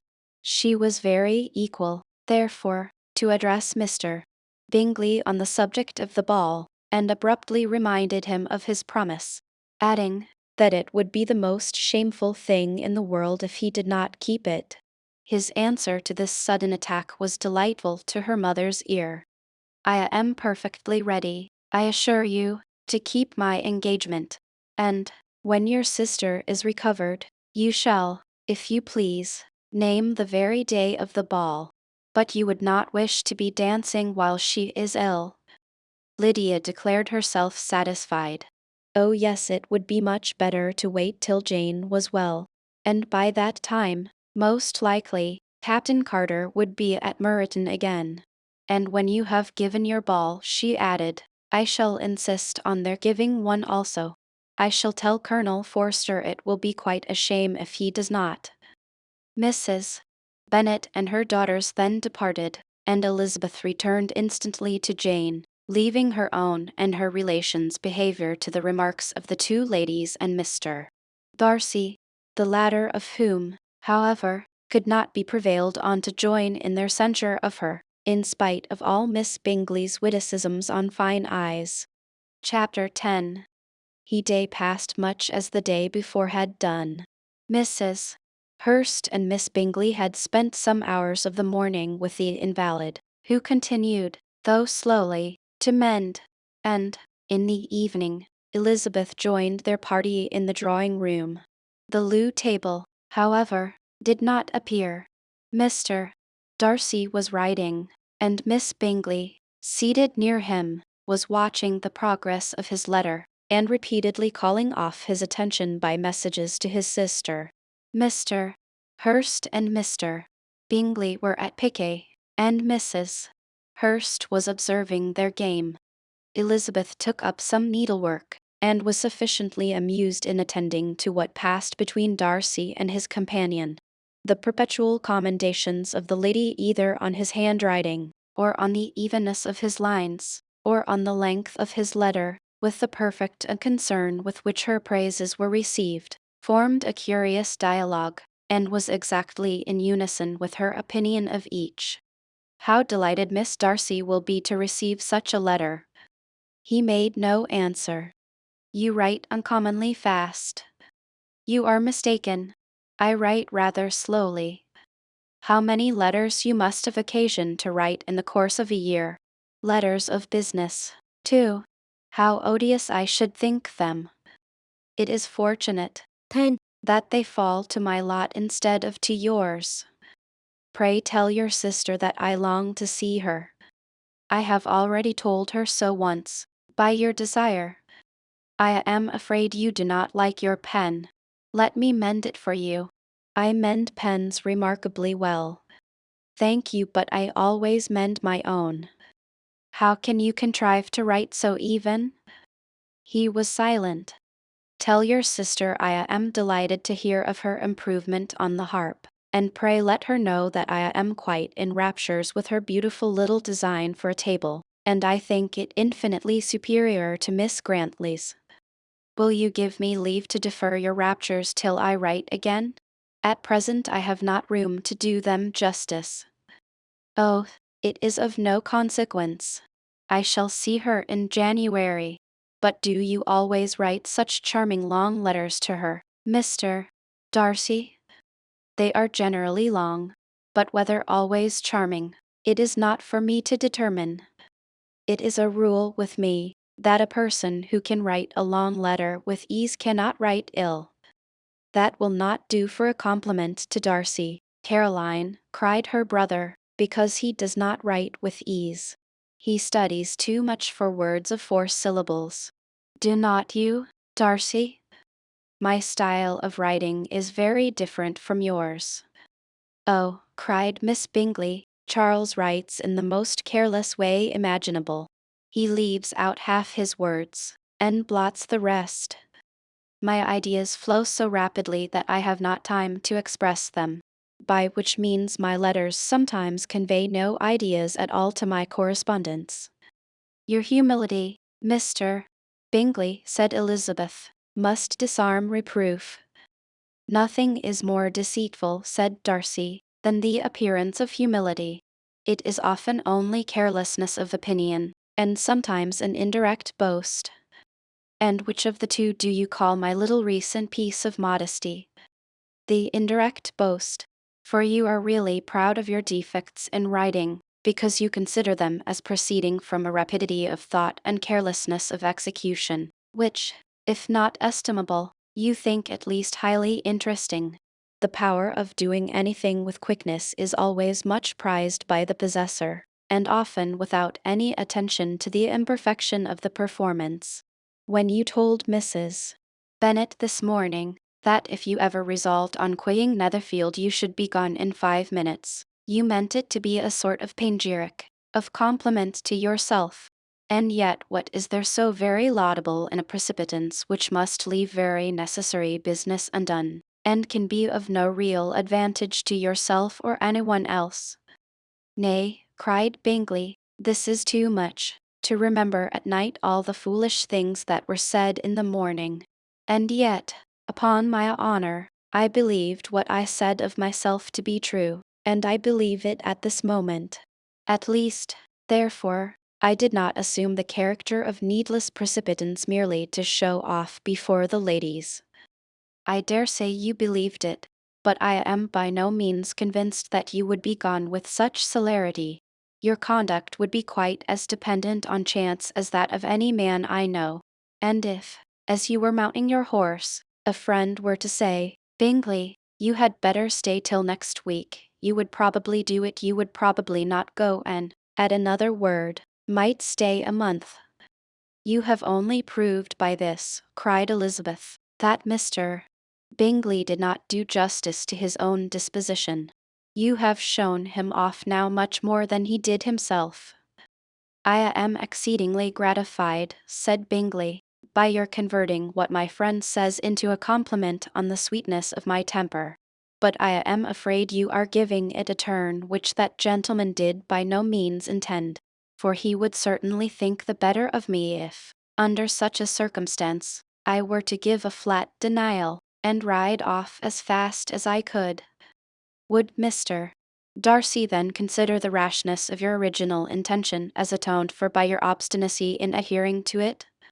Upon my word, I cannot exactly explain the matter. Darcy must speak for himself. You expect me to account for opinions which you choose to call mine, but which I have never acknowledged. Allowing the case, however, to stand according to your representation, you must remember, Miss Bennet, that the friend who is supposed to desire his return to the house, and the delay of his plan, has merely desired it, asked it without offering one argument in favor of its propriety. To yield readily easily to the persuasion of a friend is no merit with you. To yield without conviction is no compliment to the understanding of either. You appear to me, Mr. Darcy, to allow nothing for the influence of friendship and affection. A regard for the requester would often make one readily yield to a request, without waiting for arguments to reason one into it. I am not particularly speaking of such a case as you have supposed about Mr. Bingley. We may as well wait, perhaps, till the circumstance occurs, before we discuss the discretion of his behavior thereupon. But in general and ordinary cases, between friend and friend, where one of them is desired by the other to change a resolution of no very great moment, should you think ill of that person for complying with the desire, without waiting to be argued into it? Will it not be advisable, before we proceed on this subject, to arrange with rather more precision the degree of importance which is to appertain to this request, as well as the degree of intimacy subsisting between the parties? By all means, cried Bingley. Let us hear all the particulars, not forgetting their comparative height and size, for that will have more weight in the argument, Miss Bennet, than you may be aware of. I assure you that if Darcy were not such a great tall fellow, in comparison with myself, I should not pay him half so much deference. I declare I do not know a more awful object than Darcy on particular occasions, and in particular places, at his own house especially, and of a Sunday evening, when he has nothing to do. Mr. Darcy smiled, but Elizabeth thought she could perceive that he was rather offended, and therefore checked her laugh. Miss Bingley warmly resented the indignity he had received, in an expostulation with her brother for talking such nonsense. I see your design, Bingley, said his friend. You dislike an argument, and want to silence this. Perhaps I do. Arguments are too much like disputes. If you and Miss Bennet will defer yours till I am out of the room, I shall be very thankful, and then you may say whatever you like of me. What you ask, said Elizabeth, is no sacrifice on my side, and Mr. Darcy had much better finish his letter. Mr. Darcy took her advice, and did finish his letter. When that business was over, he applied to Miss Bingley and Elizabeth for the indulgence of some music. Miss Bingley moved with alacrity to the pianoforte, and after a polite request that Elizabeth would lead the way, which the other as politely and more earnestly negatived, she seated herself. Mrs. Hurst sang with her sister, and while they were thus employed, Elizabeth could not help observing, as she turned over some music books that lay on the instrument, how frequently Mr. Darcy's eyes were fixed on her. She hardly knew how to suppose that she could be an object of admiration to so great a man, and yet that he should look at her because he disliked her was still more strange. She could only imagine, however, at last, that she drew his notice because there was something about her more wrong and reprehensible, according to his ideas of right, than in any other person present. The supposition did not pain her.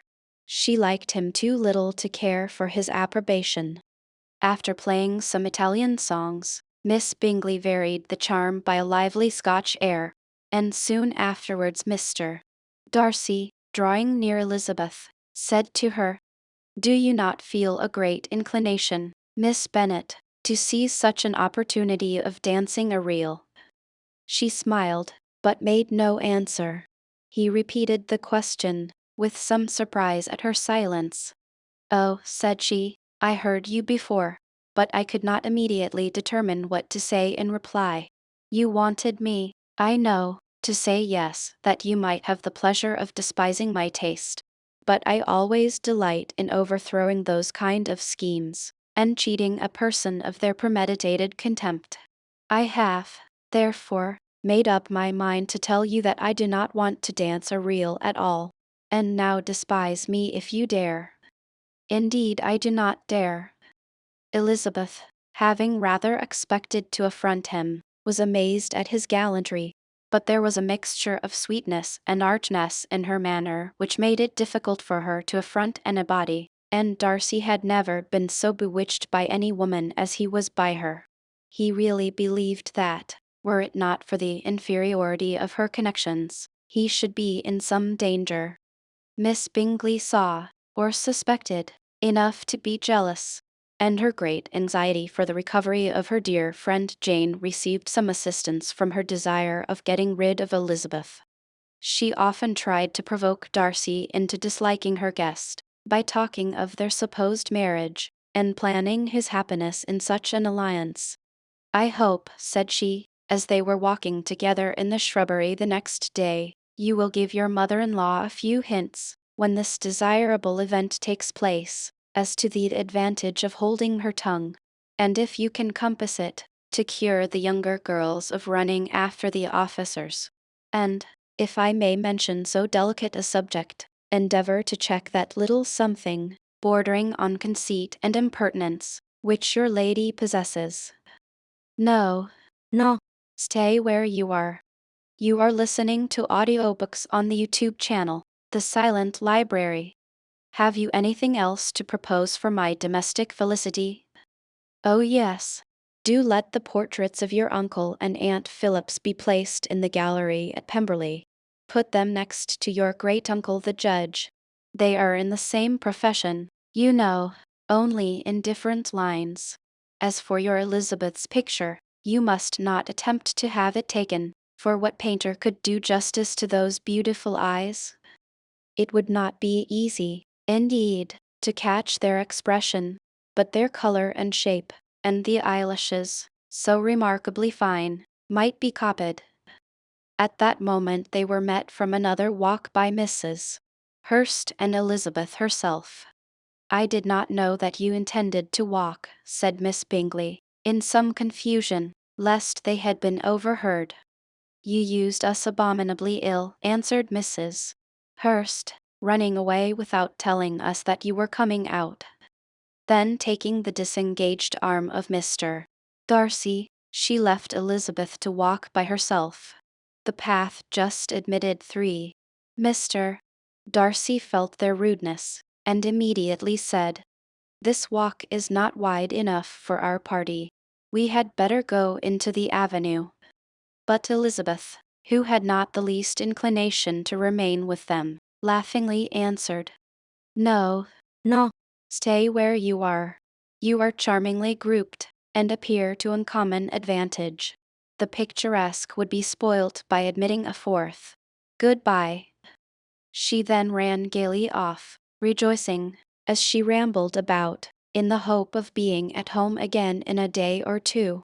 Jane was already so much recovered as to intend leaving her room for a couple of hours that evening. Piling up the fire. Chapter 11.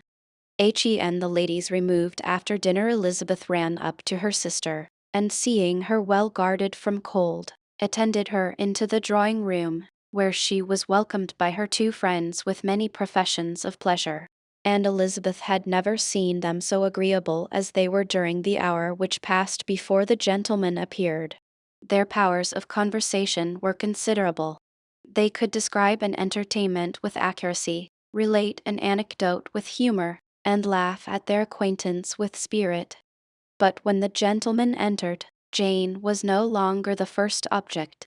Miss Bingley's eyes were instantly turned towards Darcy, and she had something to say to him before he had advanced many steps. He addressed himself directly to Miss Bennet with a polite congratulation. Mr.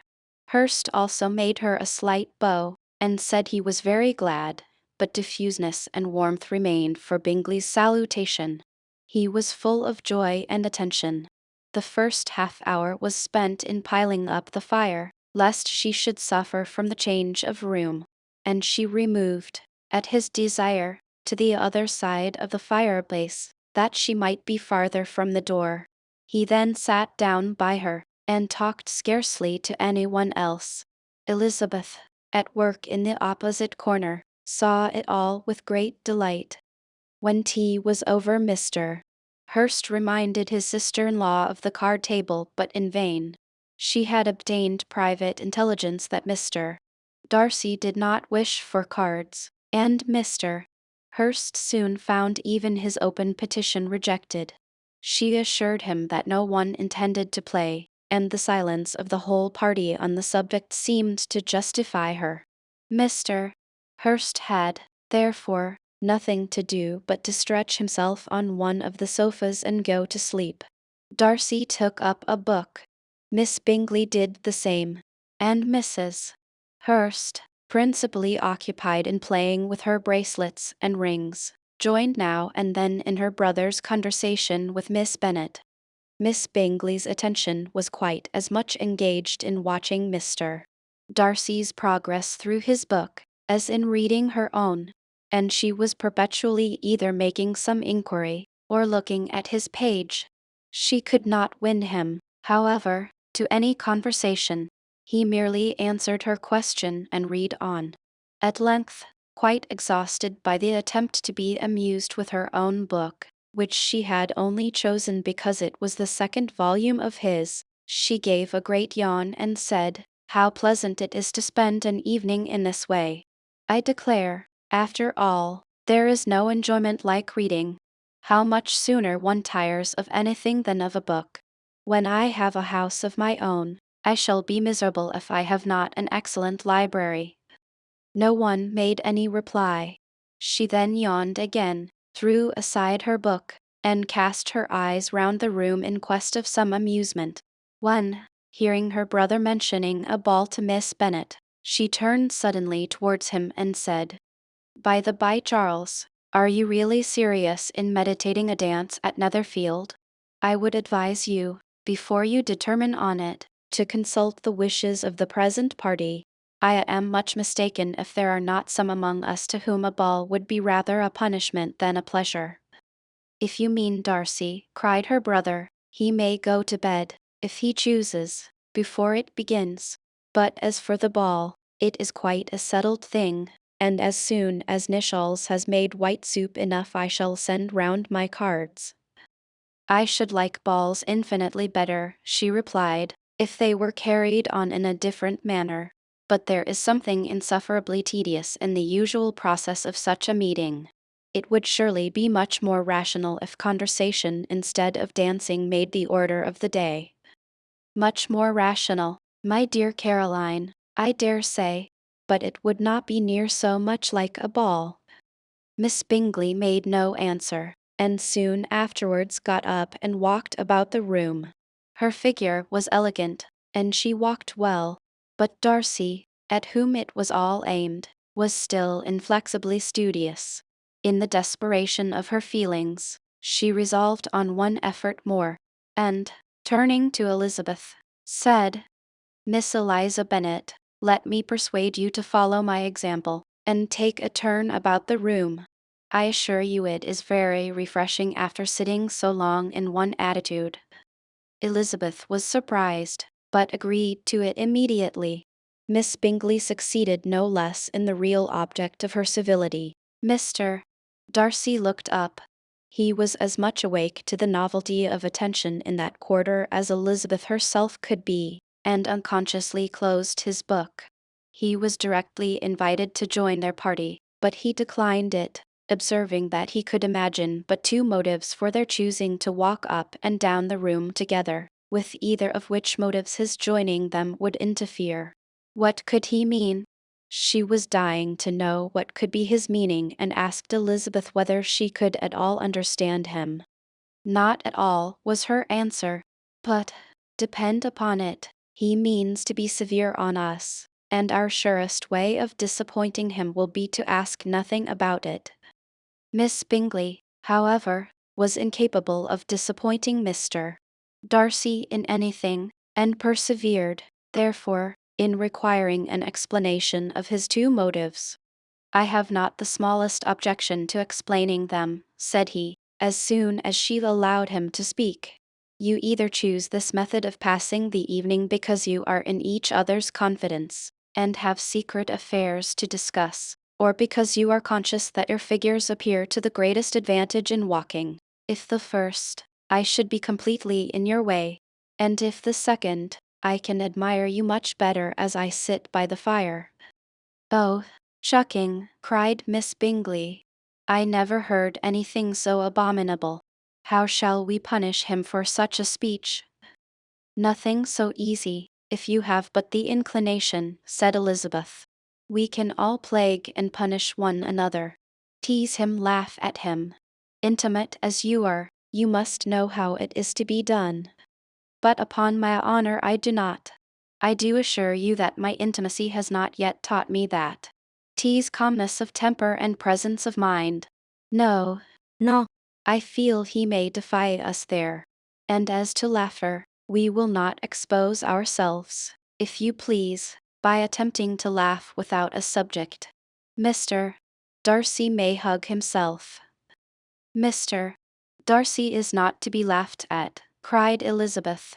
That is an uncommon advantage, and uncommon I hope it will continue, for it would be a great loss to me to have many such acquaintance. I dearly love a laugh. Miss Bingley, said he, has given me credit for more than can be. The wisest and best of men, nay, the wisest and best of their actions, may be rendered ridiculous by a person whose first object in life is a joke. Certainly, replied Elizabeth, there are such people, but I hope I am not one of them. I hope I never ridicule what is wise or good. Follies and nonsense, whims and inconsistencies, do divert me, I own, and I laugh at them whenever I can. But these, I suppose, are precisely what you are without. Perhaps that is not possible for anyone. But it has been the study of my life to avoid those weaknesses which often expose a strong understanding to ridicule, such as vanity and pride. Yes, vanity is a weakness indeed. But pride, where there is a real superiority of mind, pride will be always under good regulation.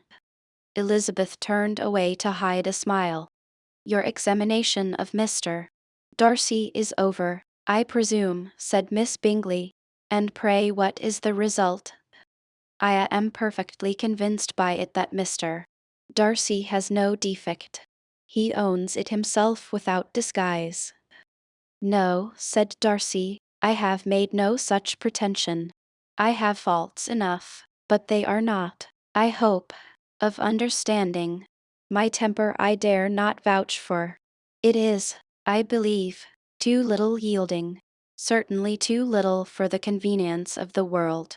I cannot forget the follies and vices of others so soon as I ought, nor their offenses against myself. My feelings are not puffed about with every attempt to move them. My temper would perhaps be called resentful. My good opinion once lost is lost forever. That is a failing, indeed, cried Elizabeth. Implacable resentment is a shade in a character. But you have chosen your fault well. I really cannot laugh at it. You are safe from me.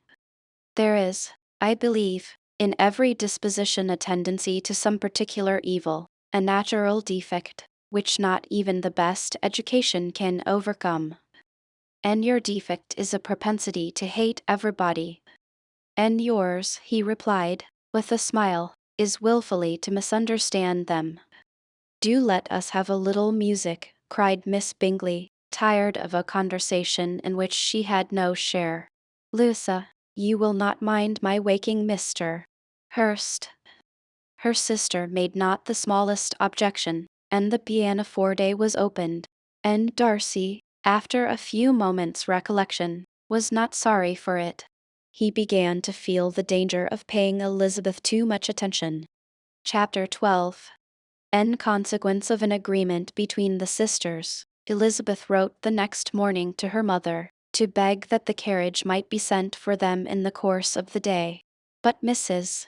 Bennet, who had calculated on her daughters remaining at Netherfield till the following Tuesday, which would exactly finish Jane's week, could not bring herself to receive them with pleasure before.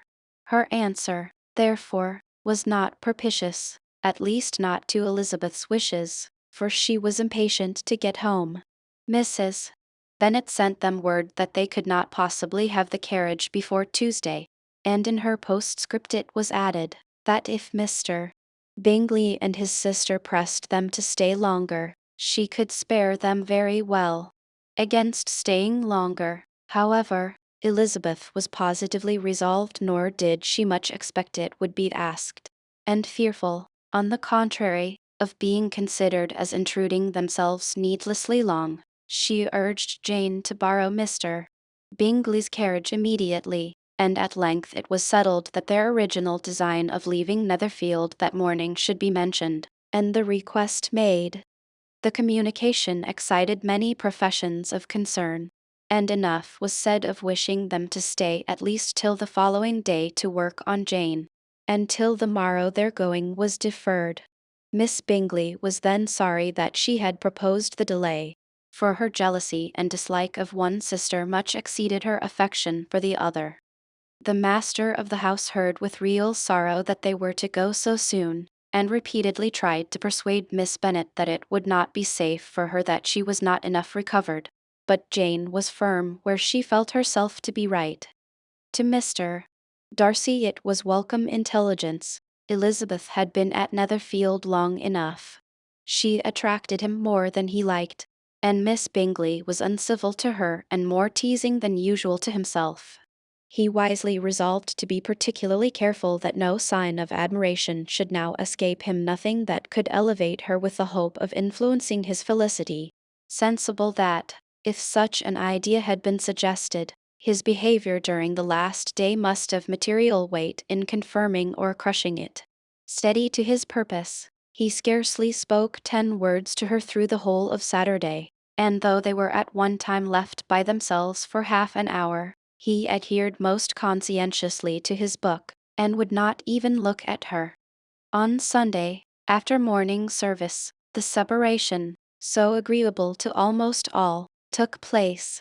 Miss Bingley's civility to Elizabeth increased at last very rapidly, as well as her affection for Jane, and when they parted, after assuring the latter of the pleasure it would always give her to see her either at Longbourn or Netherfield, and embracing her most tenderly, she even shook hands with the former, Elizabeth took leave of the whole party in the liveliest spirits.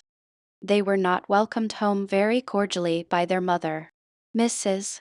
Bennet wondered at their coming, and thought them very wrong to give so much trouble, and was sure Jane would have caught cold again. But their father, though very laconic in his expressions of pleasure, was really glad to see them. He had felt their importance in the family circle. The evening conversation, when they were all assembled, had lost much of its animation, and almost all its sense, by the absence of Jane and Elizabeth. They found Mary, as usual, deep in the study of thorough base and human nature, and had some new extracts to admire and some new observations of threadbare morality to listen to. Catherine and Lydia had information for them of a different sort. Much had been done, and much had been said in the regiment since the preceding Wednesday. Several of the officers had dined lately with their uncle. A private had been flogged, and it had actually been hinted that Colonel Forster was going to be married.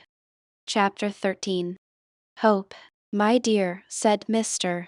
Bennet to his wife, as they were at breakfast the next morning, that you have ordered a good dinner today, because I have reason to expect an addition to our family party. Who do you mean, my dear? I know of nobody that is coming, I am sure, unless Charlotte Lucas should happen to call in, and I hope my dinners are good enough for her. I do not believe she often sees such at home. The person of whom I speak is a gentleman and a stranger. Mrs. Bennet's eyes sparkled. A gentleman and a stranger. It is Mr. Bingley, I am sure. Why, Jane, you never dropped a word of this, you sly thing. Well, I am sure I shall be extremely glad to see Mr. Bingley. But good Lord, how unlucky. There is not a bit of fish to be got today. Lydia, my love, ring the bell. I must speak to Hill this moment. It is not Mr. Bingley, said her husband. It is a person whom I never saw in the whole course of my life. This roused a general astonishment, and he had the pleasure of being eagerly questioned by his wife and 5 daughters at once. After amusing himself some time with their curiosity, he thus explained: about a month ago I received this letter, and about a fortnight ago I answered it, for I thought it a case of some delicacy, and requiring early attention. It is from my cousin, Mr. Collins, who, when I am dead, may turn you all out of this house as soon as he pleases. Oh, my dear, cried his wife, I cannot bear to hear that mentioned. Pray do not talk of that odious man. I do think it is the hardest thing in the world, that your estate should be entailed away from your own children. And I am sure, if I had been you, I should have tried long ago to do something or other about it. Jane and Elizabeth attempted to explain to her the nature of an entail. They had often attempted it before, but it was a subject on which Mrs. Bennet was beyond the reach of reason, and she continued to rail bitterly against the cruelty of settling an estate away from a family of 5 daughters, in favor of a man whom nobody cared anything about. "It certainly is a most iniquitous affair," said Mr. Bennet, "and nothing can clear Mr. Collins from the guilt of inheriting Longbourn. But if you will listen to his letter, you may, perhaps, be a little softened by his manner of expressing himself." "No, that I am sure I shall not, and I think it was very impertinent of him to write to you at all, and very hypocritical. I hate such false friends. Why could not he keep on quarreling with you, as his father did before him? Why, indeed, he does seem to have had some filial scruples on that head, as you will hear. Hunsford, near Westerham, Kent, 15th October. Dear Sir, the disagreement subsisting between yourself and my late honored father always gave me much uneasiness, and, since I have had the misfortune to lose him, I have frequently wished to heal the breach, but, for some time, I was kept back by my own doubts, fearing lest it might seem disrespectful to his memory for me to be on good terms with anyone with whom it had always pleased him to be at variance. There, Mrs. Bennet, my mind, however, is now made up on the subject, for, having received ordination at Easter, I have been so fortunate as to be distinguished by the patronage of the Right Honourable Lady Catherine de Bourgh, widow of Sir Louis de Bourgh, whose bounty and beneficence has preferred me to the valuable rectory of this parish, where it shall be my earnest endeavour to demean myself with grateful respect towards her ladyship, and be ever ready to perform those rites and ceremonies which are instituted by the Church of England. As a clergyman, moreover, I feel it my duty to promote and establish the blessing of peace in all families within the reach of my influence, and on these grounds I flatter myself that my present overtures of goodwill are highly commendable, and that the circumstance of my being next in the entail of Longbourn estate will be kindly overlooked on your side, and not lead you to reject the offered olive branch. I cannot be otherwise than concerned at being the means of injuring your amiable daughters, and beg leave to apologize for it, as well as to assure you of my readiness to make them every possible amends. But of this hereafter. If you should have no objection to receive me into your house, I propose myself the satisfaction of waiting on you and your family, Monday, November 18th, by 4 o'clock, and shall probably trespass on your hospitality till the Saturday se'nnight following, which I can do without any inconvenience, as Lady Catherine is far from objecting to my occasional absence on a Sunday, provided that some other clergyman is engaged to do the duty of the day. I remain, dear sir, with respectful compliments to your lady and daughters, your well-wisher and friend, William Collins. At 4 o'clock, therefore, we may expect this peacemaking gentleman, said Mr. Bennet, as he folded up the letter. He seems to be a most conscientious and polite young man, upon my word, and, I doubt not, will prove a valuable acquaintance, especially if Lady Catherine should be so indulgent as to let him come to us again. There is some sense in what he says about the girls, however, and, if he is disposed to make them any amends, I shall not be the person to discourage him. Though it is difficult, said Jane, to guess in what way he can mean to make us the atonement he thinks our due, the wish is certainly to his credit. Elizabeth was chiefly struck with his extraordinary deference for Lady Catherine, and his kind intention of christening, marrying, and burying his parishioners whenever it were required. He must be an oddity, I think, said she. I cannot make him out. There is something very pompous in his style. And what can he mean by apologizing for being next in the entail? We cannot suppose he would help it, if he could. Can he be a sensible man, sir? No, my dear, I think not. I have great hopes of finding him quite the reverse. There is a mixture of servility and self-importance in his letter which promises well. I am impatient to see him. In point of composition, said Mary, his letter does not seem defective. The idea of the olive branch perhaps is not wholly new, yet I think it is well expressed. To Catherine and Lydia neither the letter nor its writer were in any degree interesting. It was next to impossible that their cousin should come in a scarlet coat, and it was now some weeks since they had received pleasure from the society of a man in any other color. As for their mother, Mr. Collins's letter had done away much of her ill will, and she was preparing to see him with a degree of composure which astonished her husband and daughters. Mr. Collins was punctual to his time, and was received with great politeness by the whole family. Mr. Bennet indeed said little, but the ladies were ready enough to talk, and Mr. Collins seemed neither in need of encouragement, nor inclined to be silent himself. He was a tall, heavy-looking young man of 25. His air was grave and stately, and his manners were very formal. He had not been long seated before he complimented Mrs. Bennet on having so fine a family of daughters, said he had heard much of their beauty, but that, in this instance, fame had fallen short of the truth, and added, that he did not doubt her seeing them all in due time well disposed of in marriage. This gallantry was not much to the taste of some of his hearers, but Mrs. Bennet, who quarreled with no compliments, answered most readily, "You are very kind, sir, I am sure, and I wish with all my heart it may prove so, for else they will be destitute enough. Things are settled so oddly. You allude, perhaps, to the entail of this estate." "Ah, sir, I do indeed. It is a grievous affair to my poor girls, you must confess. Not that I mean to find fault with you, for such things, I know, are all chance in this world. There is no knowing how estates will go when once they come to be entailed.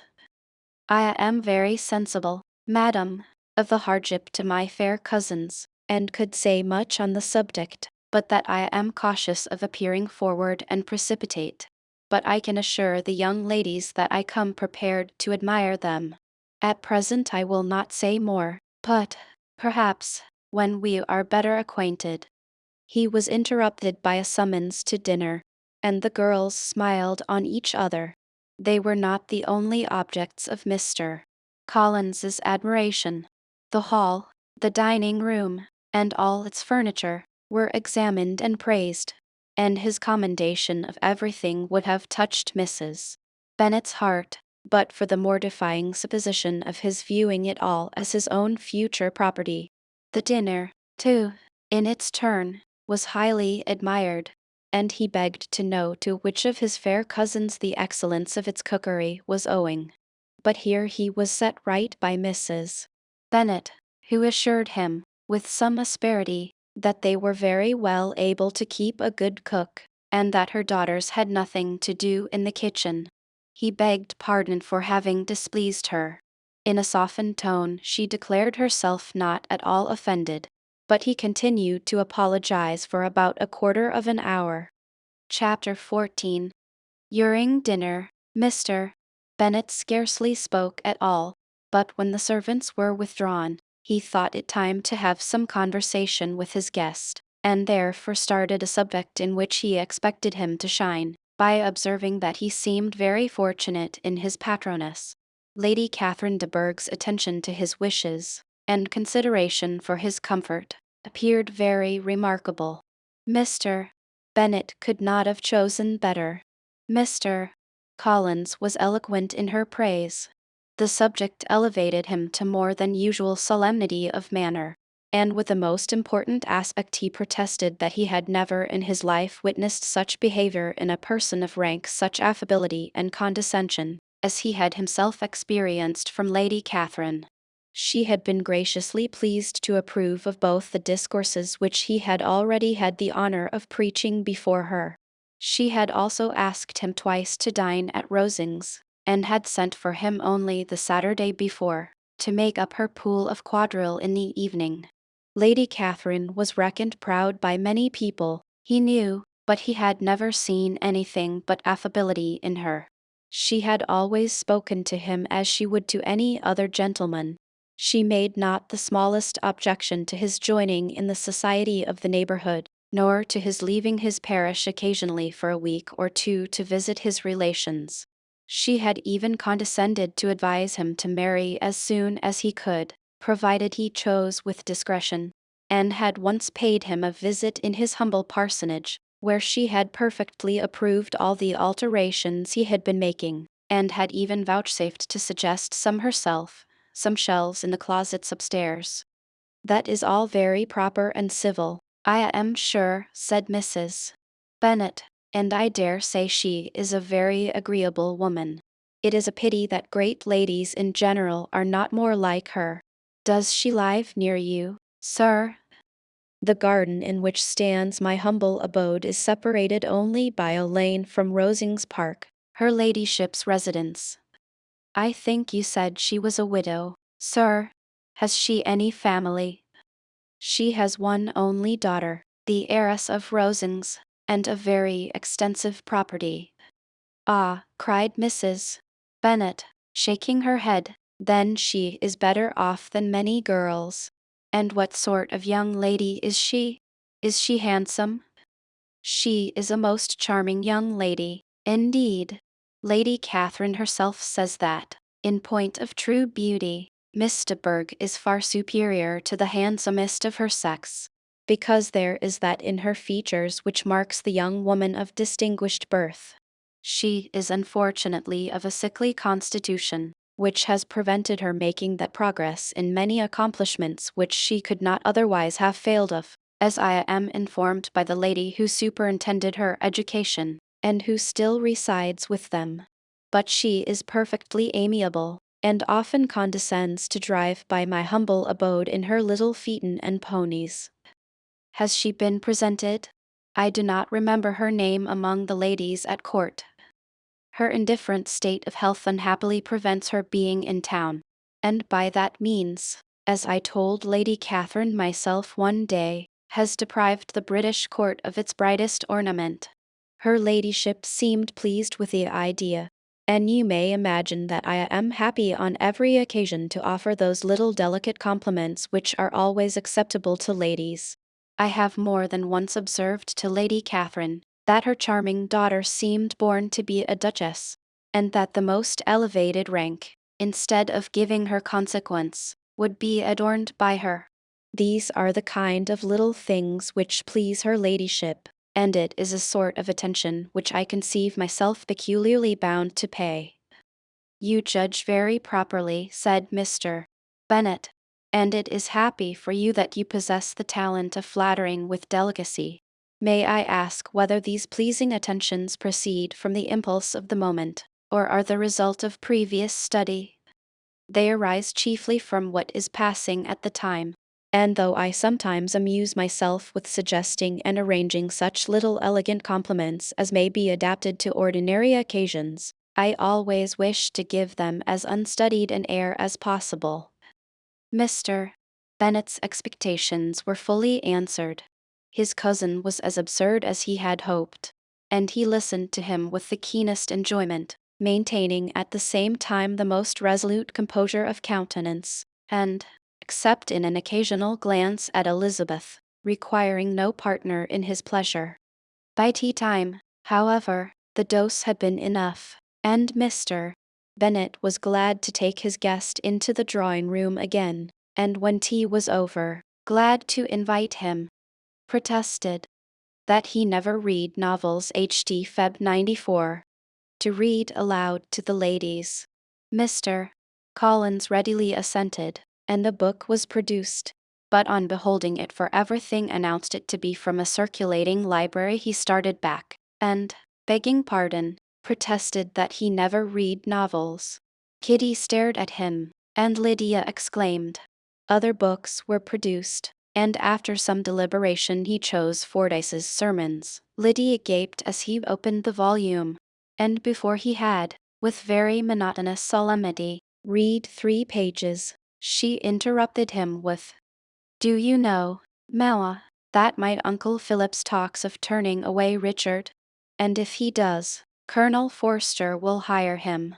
My aunt told me so herself on Saturday. I shall walk to Meryton tomorrow to hear more about it, and to ask when Mr. Denny comes back from town." Lydia was bid by her 2 eldest sisters to hold her tongue, but Mr. Collins, much offended, laid aside his book, and said, "I have often observed how little young ladies are interested by books of a serious stamp, though written solely for their benefit.